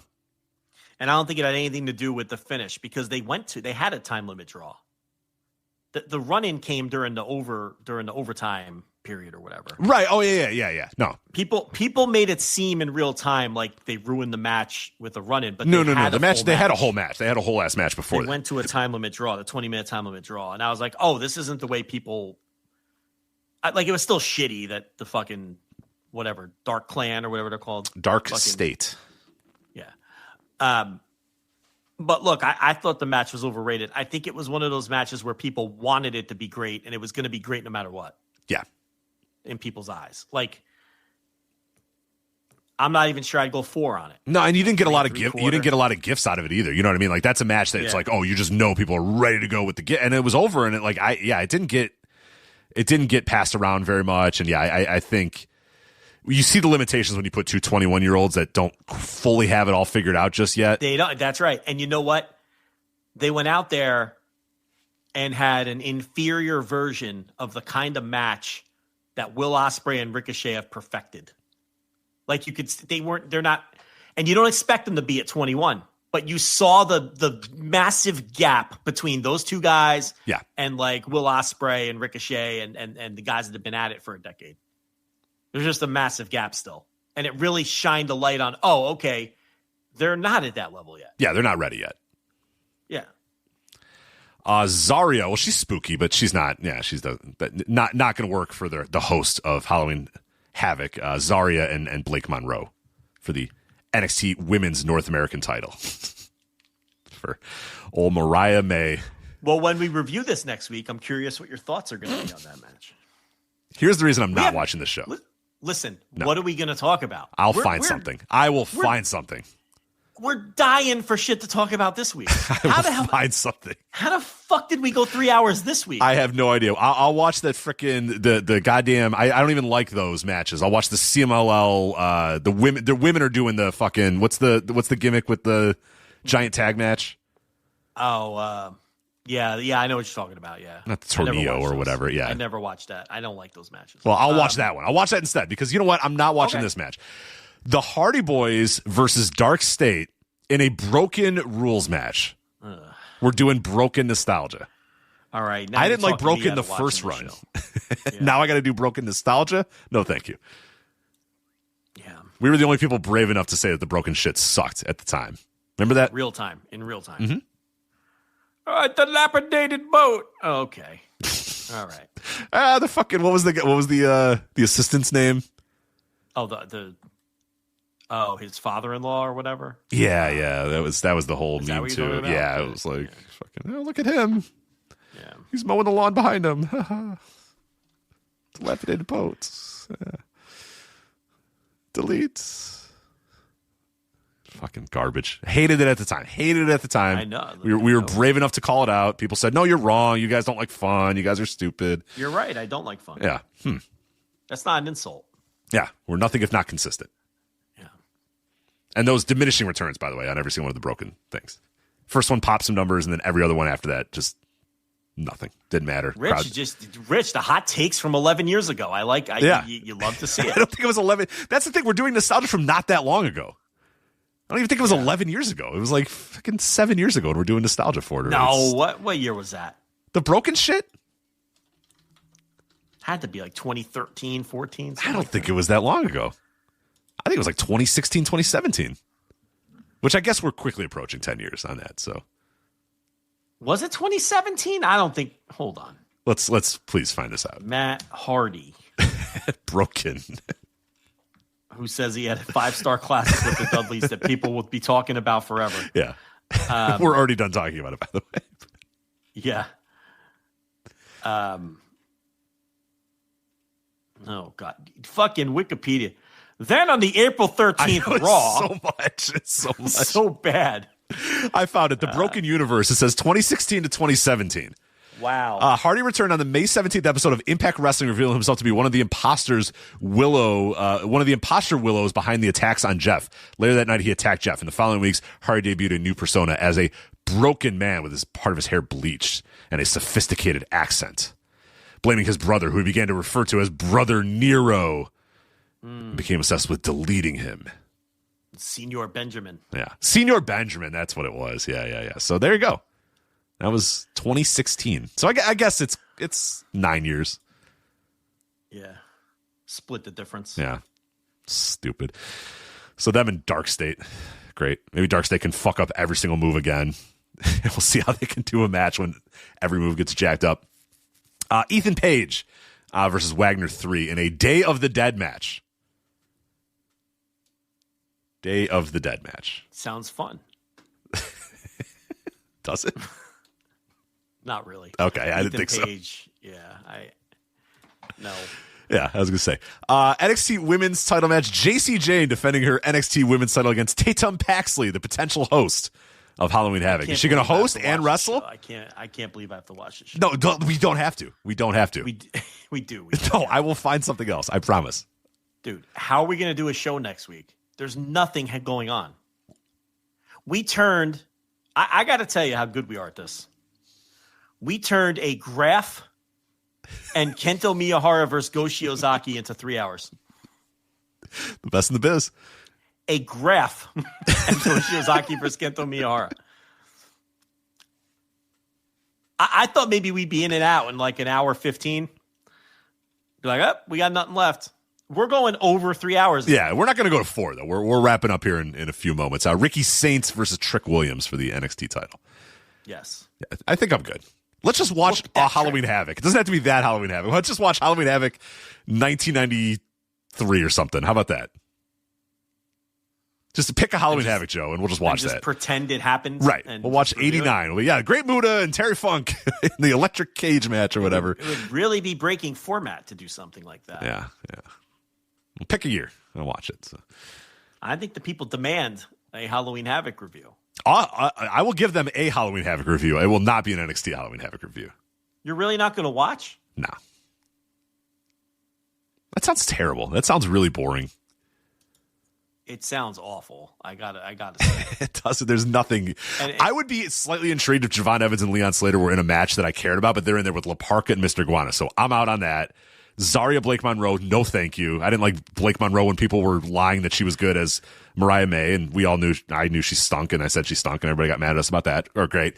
Broken rules, fuck off. I'm not watching any of that stuff. Yeah. Look, the other thing is I know that show's going to annoy me. It's going to be a very annoying show. It's going to be a very annoying show. Remember when Mandy Rose and Toxic Attraction 2 and 3 went to like the haunted house that one year in Halloween Havoc? Yeah. And there was like ghosts playing on the fucking... See, I feel like NXT has lost that charm. It doesn't have that horrible charm anymore. Charm? That was like the worst wrestling show I've ever seen. I agree, but it made it... I think it was fun bad. I don't think NXT's fun bad anymore. That's why I don't want to watch it definitely anymore. Not. No. Like we would strap in for those shows and be like, this show was one of the worst fucking shows I've ever seen, and it was so dumb.